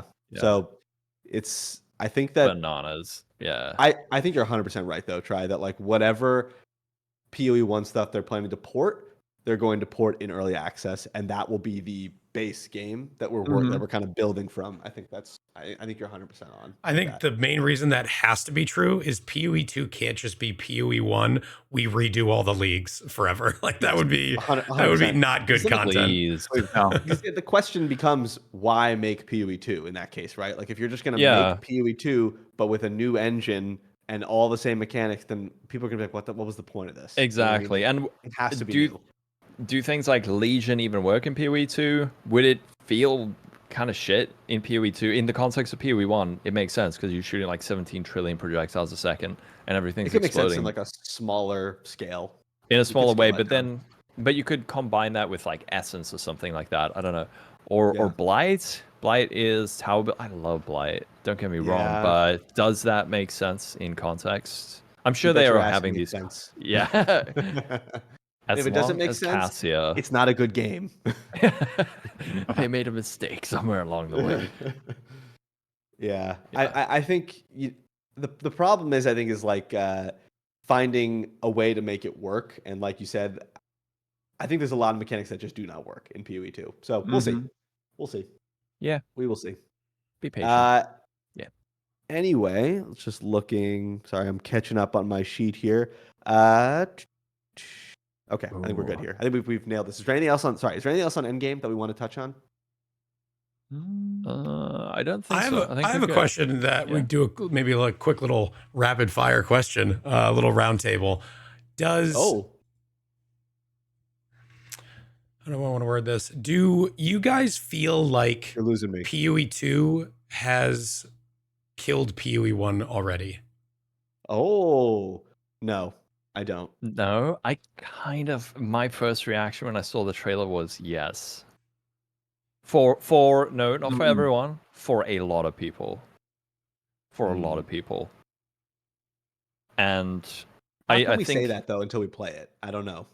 yeah, exactly. Yeah, fair enough. But We're doing a podcast about a game that doesn't exist yet, so that's how we can do it. I guess You so. see, you see why he's my bully, and I'm so glad you stood up to him. It's gonna be very jarring, especially Look, I think we will be able to bounce back and forth, but I think that people who start with PoE2, I don't think there's any way they would be able to play PoE1. There's just too many quality of life improvements that have happened. You know, things like skill gems, maybe things like runes that are just too integrated and essential, that, and also combat, that going back from PoE2 to PoE1 is going to feel bad. I think But we're going to have, yeah? You could make that argument about like D4, same thing. Like people who play D4 and PoE, like they're completely different games. They function like at their core, they have similarities, but like Yeah. they're different. PoE2 is obviously a lot closer to PoE1 than D4 is, but anyway. Maybe, but they're quite different, and Diablo 4 is almost streamlined to a fault. Whereas I'm saying the problem with PoE1 is that there are lots of friction points that are going to catch people who are not ready for them, especially once you've been introduced to PoE2, where those friction points have been reduced. Things like respecking. I feel like PoE1 socket though, is colors. not going to gain new players. No, It's I not don't like- think so. Yeah. Yeah. But is it going to It's gonna be the lose people who old already play. players? I think that's the question. Yeah, is it going to lose old players? I think so. What do you think, I Trey? think it will. Everyone I talk to, so I haven't played the latest version, but everyone I talk to who has says this is just a better Path of Exile 1 at this point. Plain and simple. The meme is real. Path of Exile 2 will fix it. They've done it. Okay? Everything. Right? Did you guys see the last thing that they just announced? What is it? MTX preview in the Oh, store yeah. for your characters. Whoa. Oh, That's big. money, so much money. Yeah. That I mean, why have they not done this sooner, right? I know, that's crazy. That's crazy. I see. I can't look that far into the future, but I see myself maybe playing Path of Exile 2 for like the League rewards or Path of Exile 1 for the League rewards if something looks really cool. But even then, if I have limited time, which I do, and I have Yeah. to choose between two games, I'm probably just going to put my time into the game I enjoy more. And right now, not having played it, it looks like PoE2 is going to be that game. We will see. How about you, Arrow, as a full timer? You gonna bounce? So between them? my plan was and still is to play both games, but Mhm. I was expecting PoE2 to feel way more different than PoE1, and now that I feel like the games are a lot more similar, I don't know that I'll need PoE1 as much. Like I won't need to go back just to like zoom through maps. I'll have a better atlas in PoE2, so it may be difficult for me to go back and play PoE1, but who knows? Maybe this alternating league cycle thing will feel really good. I'll play PoE2 and then I'll be excited for a new league launch. But I don't know that will feel that way for a bit because there's so much to explore. So the plan is to make I think content for both games, but 326 see. is going to feel weird as shit. That's for It's sure. gonna feel so weird. Yeah. Do you think they would introduce some things from PoE2 into PoE1, like the skill gem system? Can you imagine that being introduced to PoE1? But how? no. I don't think so. I don't know. Would They're break smart. so many systems in PoE1. True. Yeah, you're right. I- You're right. Am I? just- Yeah. I don't think so. I think Well- at this point they're going to develop them as separate concepts. Mm. Yeah. And then, do you think it's going to come down to player base and finances? Because they were talking about doing the kind of ping pong league. So you'll get a PoE1 league every 4 months and a PoE2 league in between those. Do you think it'll get to a point where financially it just makes sense to just do PoE2, put PoE1 into like legacy mode? Lolcohol wants PoE1 mods so bad. Dude, I do. You know what was coming, right? This is the most cooked take alive, but you can go ahead and say it again. Good. PoE1 offline mode moddable. There we go. Why? Nope. Why not? It would You do- destroy the integrity of the game. And Ooh. who cares? Dude, think of all the best games. Counter-Strike, Dota, League of Legends. You get All of them, that's they good. came from mods. They all came from mods. Path of Diablo 2, that is keeping Diablo 2 alive. No. I P2R is think- keeping it alive. PD2. Blizzard cares greatly about Diablo 2. Don't you Yeah, yeah. dare say Blizzard doesn't care. Okay. Do you see the patch Good notes? point. Makes For it true. season 9, it was like, we added WASD and fixed one bug. That's the whole league. So okay, Reset. I'm talking about like 5 years from now, right? 5 years, PoE2 is just like objectively the better game. You're always gonna pick it over PoE1. I say put PoE1 5 offline, years let from people now. mod it. No shot they're making that- PoE1 leagues in 5 years. There's no Yeah, shot. No. exactly. So Wow. and at that point, who cares think so about the either. integrity? Just make it offline. Let some nerds mod No. it and make it awesome. I still think, Right? even in No? that case where it's not getting any more updates, that modding would be bad. Why? Because Just to I think upset if you. you want the just to piss you off, Just I'm not willing to expand on it. No, the did you reason I not think grow up with mods? I did, but like, I don't know. I feel like it would, like the part of the PoE1 magic would just be completely lost. I don't know. Who cares? We have PoE2 now. Path of Building, though, I'm so confused, you guys. What isn't Path of Building just PoE modded? Whoa. Path Because of everybody just Building? cares about the numbers, right? I mean, Damn. So you're oh, that's an interesting perspective. POB is just a PoE mod, like a modded version of PoE, huh? right. It takes away all the gameplay, and it's just the raw numbers at that point. As it should How be. much damage can I do just in a program? In theory, That will be Yeah. PoE1 legacy. They just take the Wow. servers offline and you keep PoB, and AI will have advanced to the point that you will be able to like simulate the build and just like push play and then watch it without actually Oh, doing no. anything. AI And then you'll be able to created watch a movie on builds the other screen. YouTube. Yeah, Oh my yeah. god. Don't You worry, can- Elon will save us. You guys are so right. You just make a POB, okay? Yeah. And you press play, and then it could show you like time to downing all 7 Ubers. Oh right? my And god, can just you watch- imagine? Oh, I mean, how many people would play that? A lot of people probably. That actually sounds kind of fun. Oh, God. you I are cooked. unsavable, Lolcohol. It's over. Give it 10 years. We're gonna be making okay. AI builds. I do think though that to kind of go back to your original point is that I don't think PoE1 is going to get a lifetime of development. Like I think in 2 years, 3 years from now, it's probably toast realistically, unless PoE2 flops like astoundingly, which I think is unlikely. But in theory, if it did, then they would have to kind of scramble and pull PoE1 back together. But I think it's probably not going to make it more than a few years. Yeah. So in Wow. 5 years they'll announce PoE3. That's right. PoE1 servers go offline. That's right. PoE1. Well, Yeah. I wouldn't. I don't think know. they'll ever go offline. I agree. I don't think they'll ever go offline, but I do think that they might stop development. Just have like They'll a pull legacy D3, crew. and just start cycling through leagues again. Yeah. I mean, It's not have a bad like idea. a PoE Classic. Start from PoE 1.0. Listen, I mean, you think about it. I mean, this is maybe not the most one-to-one example, but you look at it from like OSRS, RuneScape 3. I don't know if any RuneScape players, like RuneScape 3 came out. And then people kind of went right back to OSRS. They still liked it because it was just, they liked the magic of it. And that, I think there's still, even with PoE2 looking as great as it does, there's still going to be people who prefer PoE1 at the end of the day. Oh, most definitely. Yeah, and for sure. And I think that they will still be active consumers of PoE1 into infinity, kind of thing. There will be active consumers. So I think 10,000 concurrent users. Yeah, Yeah, That's all they need. that's all they need. true. And they True. could just do balance, like minor balancing is there's people playing D2R and they barely do anything. Just a league reset is enough. For Plus people to 1 go back. to radius of cleave. There you go. Done. There's your Just patch keep notes. adding one radius to Cinema. leave every league. Yes. Anyway, to once again reel us back in, just knowing that we have about 20 minutes, let's briefly go through crafting. I'm going to kick this over to Mr. Kahal in a second here because you are the resident crafting god. But Hey. crafting looks very, very different in PoE2 versus PoE1.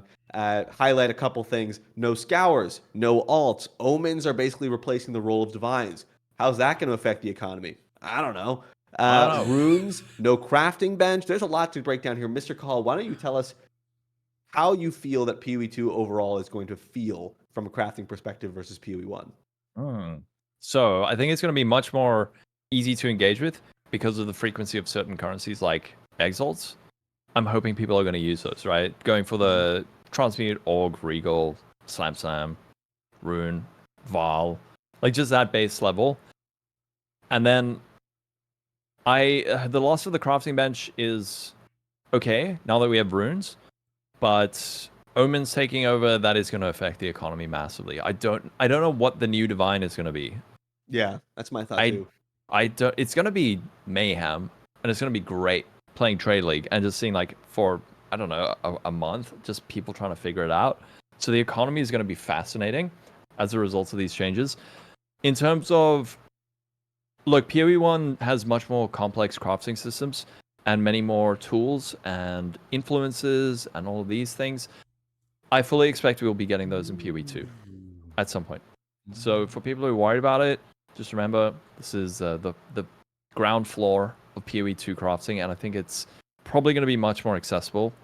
It's still going to be complex, going to have your meta crafting in with omens and essences, but I think in terms of just like a baseline, it's less spammy, it's less overwhelming. You might be more inclined to take what you get instead of constantly pushing for perfection, at least, not perfection, but like, you know, that's not quite good enough. I'm just going to scour and hit it with another essence or something. I think it's really cool, and it's a very good baseline. And runes, I like it. I just wish we could take them out of the sockets. They should let us take it out, or have a recipe or an orb that lets you extract a rune so that you can put something back in, especially for trade, right? You might find like a very good socketed unique, and I think like, oh, I want to use this, but if I put the socket in it, then like it's gonna lose sell value. I don't know. Lots of unanswered questions. I'm very excited to see. Good And point. you? I didn't think about that. Yeah, Arrow. How are you feeling about it? You also released a Yeah. crafting video, right? The resale value thing is really interesting. I hadn't thought about that at all with locked in runes. That'll definitely make you think twice about putting a rune in. I just want to quickly mention something. Omnicid gives us an agenda before all of our podcasts, and he put in here under the crafting section, it says increased prevalence of exalts, more opportunities to slam your mom, easy WTF based. So I just Okay, well, let it be that known is in our that agenda. I wrote the increased prevalence of exiles, and then this morning I was like, hee hee, and then I wrote more opportunities to slam your mom, easy, and then someone else wrote what the fuck based. Oh yeah, I was trying That to was find me. my place Yeah, in I here, and I was figured. like, Yeah, "What does yeah. this say?" Okay, anyway, I am looking forward to the new crafting system. I think PoE1 going into PoE2 desperately needed a reset of the base system. There is so much bloat right now in PoE1 when it comes to crafting. There's so many different ways you can engage with an item that it never could have all come over. We absolutely needed a reset, something simple. And I think they absolutely nailed that simple foundation that they will then get to iterate on and expand on, add new systems that work with it. I think it's going to be a really, really interesting system that can act as like a really solid foundation. I think that you are right. I will say I think the PoE1 crafting system today, in my opinion, is very, very good. I think the one thing that it's kind of missing that PoE2 is kind of capturing is this feeling that you can just craft without worrying too much about the value of what you're spending, at least in the early game.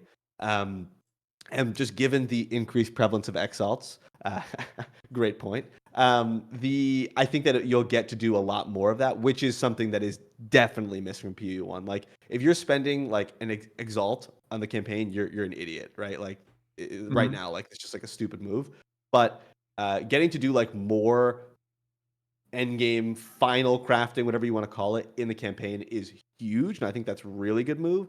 But I will say, I think that PoE1 does capture really well like that curve where you're like, okay, like I can just use the orbs as they are, right? Like in PoE1, and you will be able to craft with that and like do very basic things, but then you kind of progress through and learn all the way up into like the, veiled mods and influence crafting and all that stuff kind of like over time.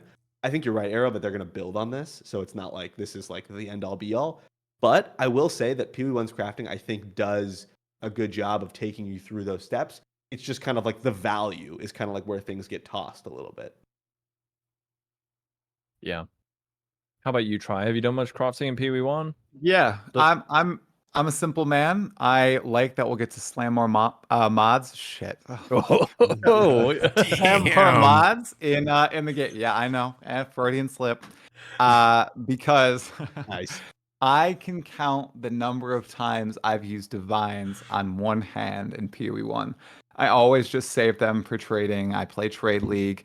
I don't do a ton of crafting myself, not a lot of meta crafting.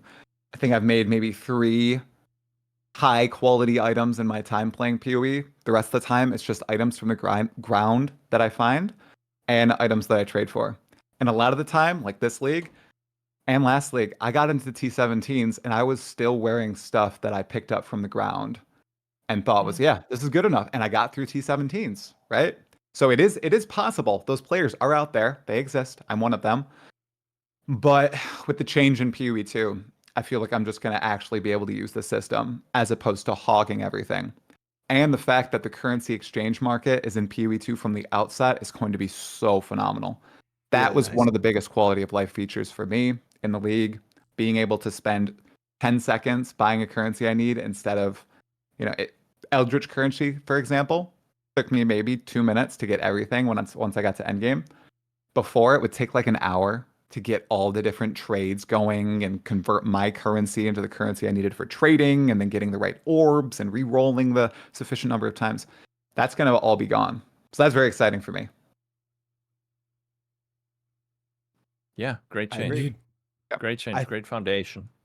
The omens taking the place of divines is an interesting thing though with the economy, because if omens are effectively worth Mm. or function like divines do today, then I mean ritual's going to be cracked, right? Like I want them to make those global drops. I want do that too. change. I don't think they should be locked behind a mechanic like that. I agree. Have agree. it just a global drop. You're killing monsters. You find the omen of, I don't know, double exalting. Awesome. Cool. Do we know that they'll So- only come from rituals and not from maps, but They- are farmable in rituals? It seems like it. I got really debated in the teaser, in the announcement video, because there was a clip where the guy killed an essence, and I saw, oh, it drops an omen, and then it changed. I went back, and it was an omen shield. And I hated. thought for a moment, like, oh, omens do drop globally. I think, as far as we know, it's only with ritual, but I would love it if it was global. It would make it so much more exciting. Mm-hmm. Yeah. I don't know. We'll see. We will see. Yeah. Sorry, I'm just looking at time. We've got 10 minutes. Do we want to maybe? Is there anything Yeah, else on let's wrap. crafting? Um, Yeah, let's we do a wrap. little Q&A if there's anything from chat. Yeah, like a Q&A and wrap. Q&A. What do you? While we wait for Q&A, what is everyone's most exciting thing? The thing they're most excited about, and the thing they're most scared about. Oh, I actually want to hear from Mm. Try. What are you most worried about for PoE2? It's the end game. You're worried about it. Okay. Yeah, I'm scared that it's going to be too difficult for players like myself. I know it's a good problem. Okay, you don't need to tell me again, chat. I know I'm not good. I'm scared that people are going to get through the campaign on the regular mode, cruel, get to end game, and then be hard locked somewhere and be failing these maps. I know a lot of people in the Path of Exile community are joking about that, like it's not actually going to happen. I think it's actually going to happen, and I might be one of those people that gets hard locked. This is the one part of the game, everyone, that they have not been testing for the past few years. Act 1 was basically done in 2020, 2019. People were playing it at ExileCon. They've been playing a skeleton of that for 5 years now. Endgame, they started focusing on it.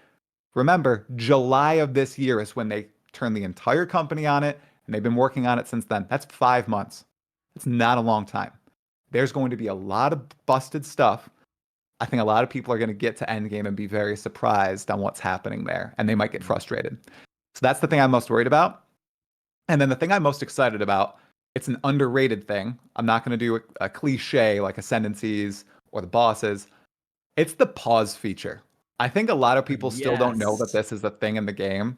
and it's wild to me. It wasn't highlighted by Grinding Gear Games in the showcase. It hasn't been talked about a lot. But the fact that you literally can just pause at any moment and walk away for any length of time and come back and play exactly right where you left yourself, that is amazing. For So people good. who are like parents, or if you just need to go pee, or if you just want to take a pause during a boss fight and chill, that being in the game, winner.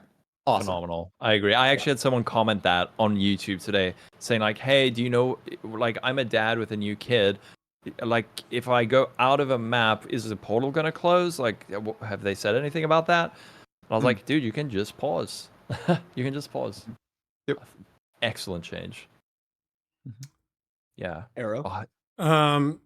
So new nightmare unlocked, which is Tri's explanation of his fears of the endgame. I am now worried about the endgame too. My my biggest fear, I actually made a YouTube video on today. So check out the YouTube, exclamation point YouTube. My biggest fear is that Magic Find is going to dominate Path of Exile, at least for the short term, until they can make some balance changes. Rarity is so incredibly powerful now that it's going to feel mandatory, I think, for a lot of players, and it's going to limit build creativity. We already know that you can get rarity on every single socket. So 7, 10, 12 in your gear. So hundreds of % of rarity. The difference between 0 and 300 is almost certainly going to be game changing. So I'm worried that rarity is a little bit too strong for how much access they've given us to it. So hoping they can balance it, but I think that's going to be a big problem early. That's sensible. I think the thing I'm most scared about is people just not being patient. Just chill. Like, there's gonna be things that suck, things that are badly balanced. Don't panic, all right? It's early access, and have faith with this is like my Glaze section, but GG has earned a lot of good faith from me and a lot of other people. I know people are unhappy about things that happened in the past, but like overall, they've done a great job with PoE1, and I have faith that they are making the most fun game possible, and that they will fix stuff that is broken. So just be patient, especially on League launch. On launch night, you're not gonna get in. Seriously, you're not gonna get in, or you're gonna get in and they probably get kicked out. If the servers are not on fire, it is going to be a miracle. So just chill, go watch your favorite streamer, and just like hang out. It's part of the process. It's gonna be something that we remember for a long time and joke about when, Era 37. We're gonna have that.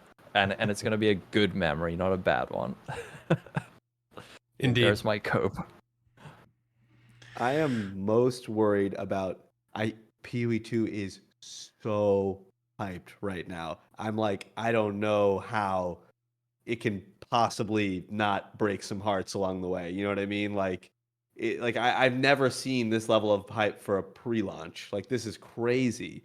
I'm really hyped too, don't get me wrong, but I'm just like, man, I hope it meets people's expectations, because I feel like there's going to be potential for like some kind of like a whiplash with this kind of stuff. But in terms of actual mechanics, I'm really not particularly worried about anything. I think that like I'm trying to come in here with like a really fresh mindset, being like as if I've never played PoE1 kind of vibe, like going in and saying, okay, like this is a completely new type of game. It's going to be a new approach, new mentals. Even though there's a lot of like similarities between PoE1, I'm trying to like come in fresh. And at first, I was like, when I talked with Aaron Lolcohol about this separately before the reveal, and I was like, man, I don't know. Like, there's some things that scare me, like combo gameplay, slower end game, like that kind of stuff scared me. But then I've kind of like slept on it a lot, and after the reveals and like watching all of the other videos and reveals of like sort of like drip feed content and stuff like that, those have kind of been assuaged for me. So I'm pretty excited all across the board. I think the Atlas looks really fun. It does scare me a little bit that they've only been working on it for X number of months versus X number of years, but they have such a good take on endgame as is that like this is not like their first rodeo here doing this. So I feel like it's going to be fine. I think it's just more of like, is the launch endgame content going to have as much as it could have if they had started this, a year ago. Definitely not. But I think it's still going to be in a really good spot. So I'm really not, from a gameplay perspective, I'm not worried. I'm more worried about community whiplash from like the Yeah. hype. So We yeah. will see. All right, We'll Mr. see. Try. We know you need to head out. Oh, true. Any closing Imagine asking words? questions in chat and getting absolutely denied. Well, we can stay after. Mr. Try's he's got to That's prep true. for a I Ziz have interview. a surprise child, not emergency, but my plans are no longer what they were when we started the Okay. pod. I've been receiving messages. Sorry about that, you guys. No, no problem. I'm very excited. I know Amasid is right. I've been leading this hype train for a really long time. And honestly, I'm just glad that I have more conductors aboard now. I mean, I logged on to YouTube yesterday. I saw Legendary Drops had like a video that said, "It's over. Path of Exile 2 will shock the world. 190,000 views." I was like, oh, shit. Here it Hell is. Here you go. The gates are open. Everyone is excited. I see almost no naysayers at this point. And while I'm glad that there's more conductors, I am a bit scared too, because there are now going to be people who have never touched ARPGs playing PoE2. And I think they will get whiplash. I Yes. really do. Because this is a very different type of not only genre, but game within the genre. It's a Diablo-like, right? And we know those haven't been made for a very long time and released in full. I think the last one came Based. out, launched into 1.0 in 2013, right? So, I mean, it's going to be an interesting time, you guys. It really is. It's going to Yep. be the most exciting week in God knows how long, right? Like, this is going to be sick. It's going to be a very, very fun ride. Try, can you plug your upcoming events and your socials? Oh, there are He only there are has 3 many. minutes. There are many. Just follow me on youtube.com/TalkativeTri, twitch.tv/TalkativeTri, or my Twitter where I post all the updates. I'm talking to at least 30 more creators and some developers from Grinding Gear Games in the next month and a half about Path of Exile 2. Today, I'm talking to the dude who dies less than all of us, Zizarin, and then Subtractum, who is anti-glazing Path of Exile 2. So I'm really excited to talk to Sub tonight. It's going to be a good time. Awesome, That's dude. hype. Good job. You've been killing Man it. is a You've been doing content so well. It's Honestly. psycho. I don't know how you do it. I'm like, bro, this Literally. guy is like I don't think people in the not content unstoppable. creating space get how like crazy this is, because like It's- like the amount, it's exhausting doing like one podcast. Like, imagine doing 3 a day. 2 a day you know what for I a mean? month. Yeah, And then you like, I took don't time to think come on our strictly- podcast after scheduling 30 of your own. So we appreciate that very much. Yes, we're Yeah. glad I to have appreciate you guys having me on. I really This was do. Got a strict regiment, and if there are curveballs thrown like this one, I just got to handle them. I just got to Yeah, it's all improvise. good, It's man. what Right. years of dungeon mastering prepared me for in D&D. It was good for something, okay? It really was. Right? All right. Well, we'll let you go. We appreciate you so much. Thank you for coming on, bud. Thanks, Okay, Jack. 100%. I'll chat with you all later. Bye. Good luck. Cheers.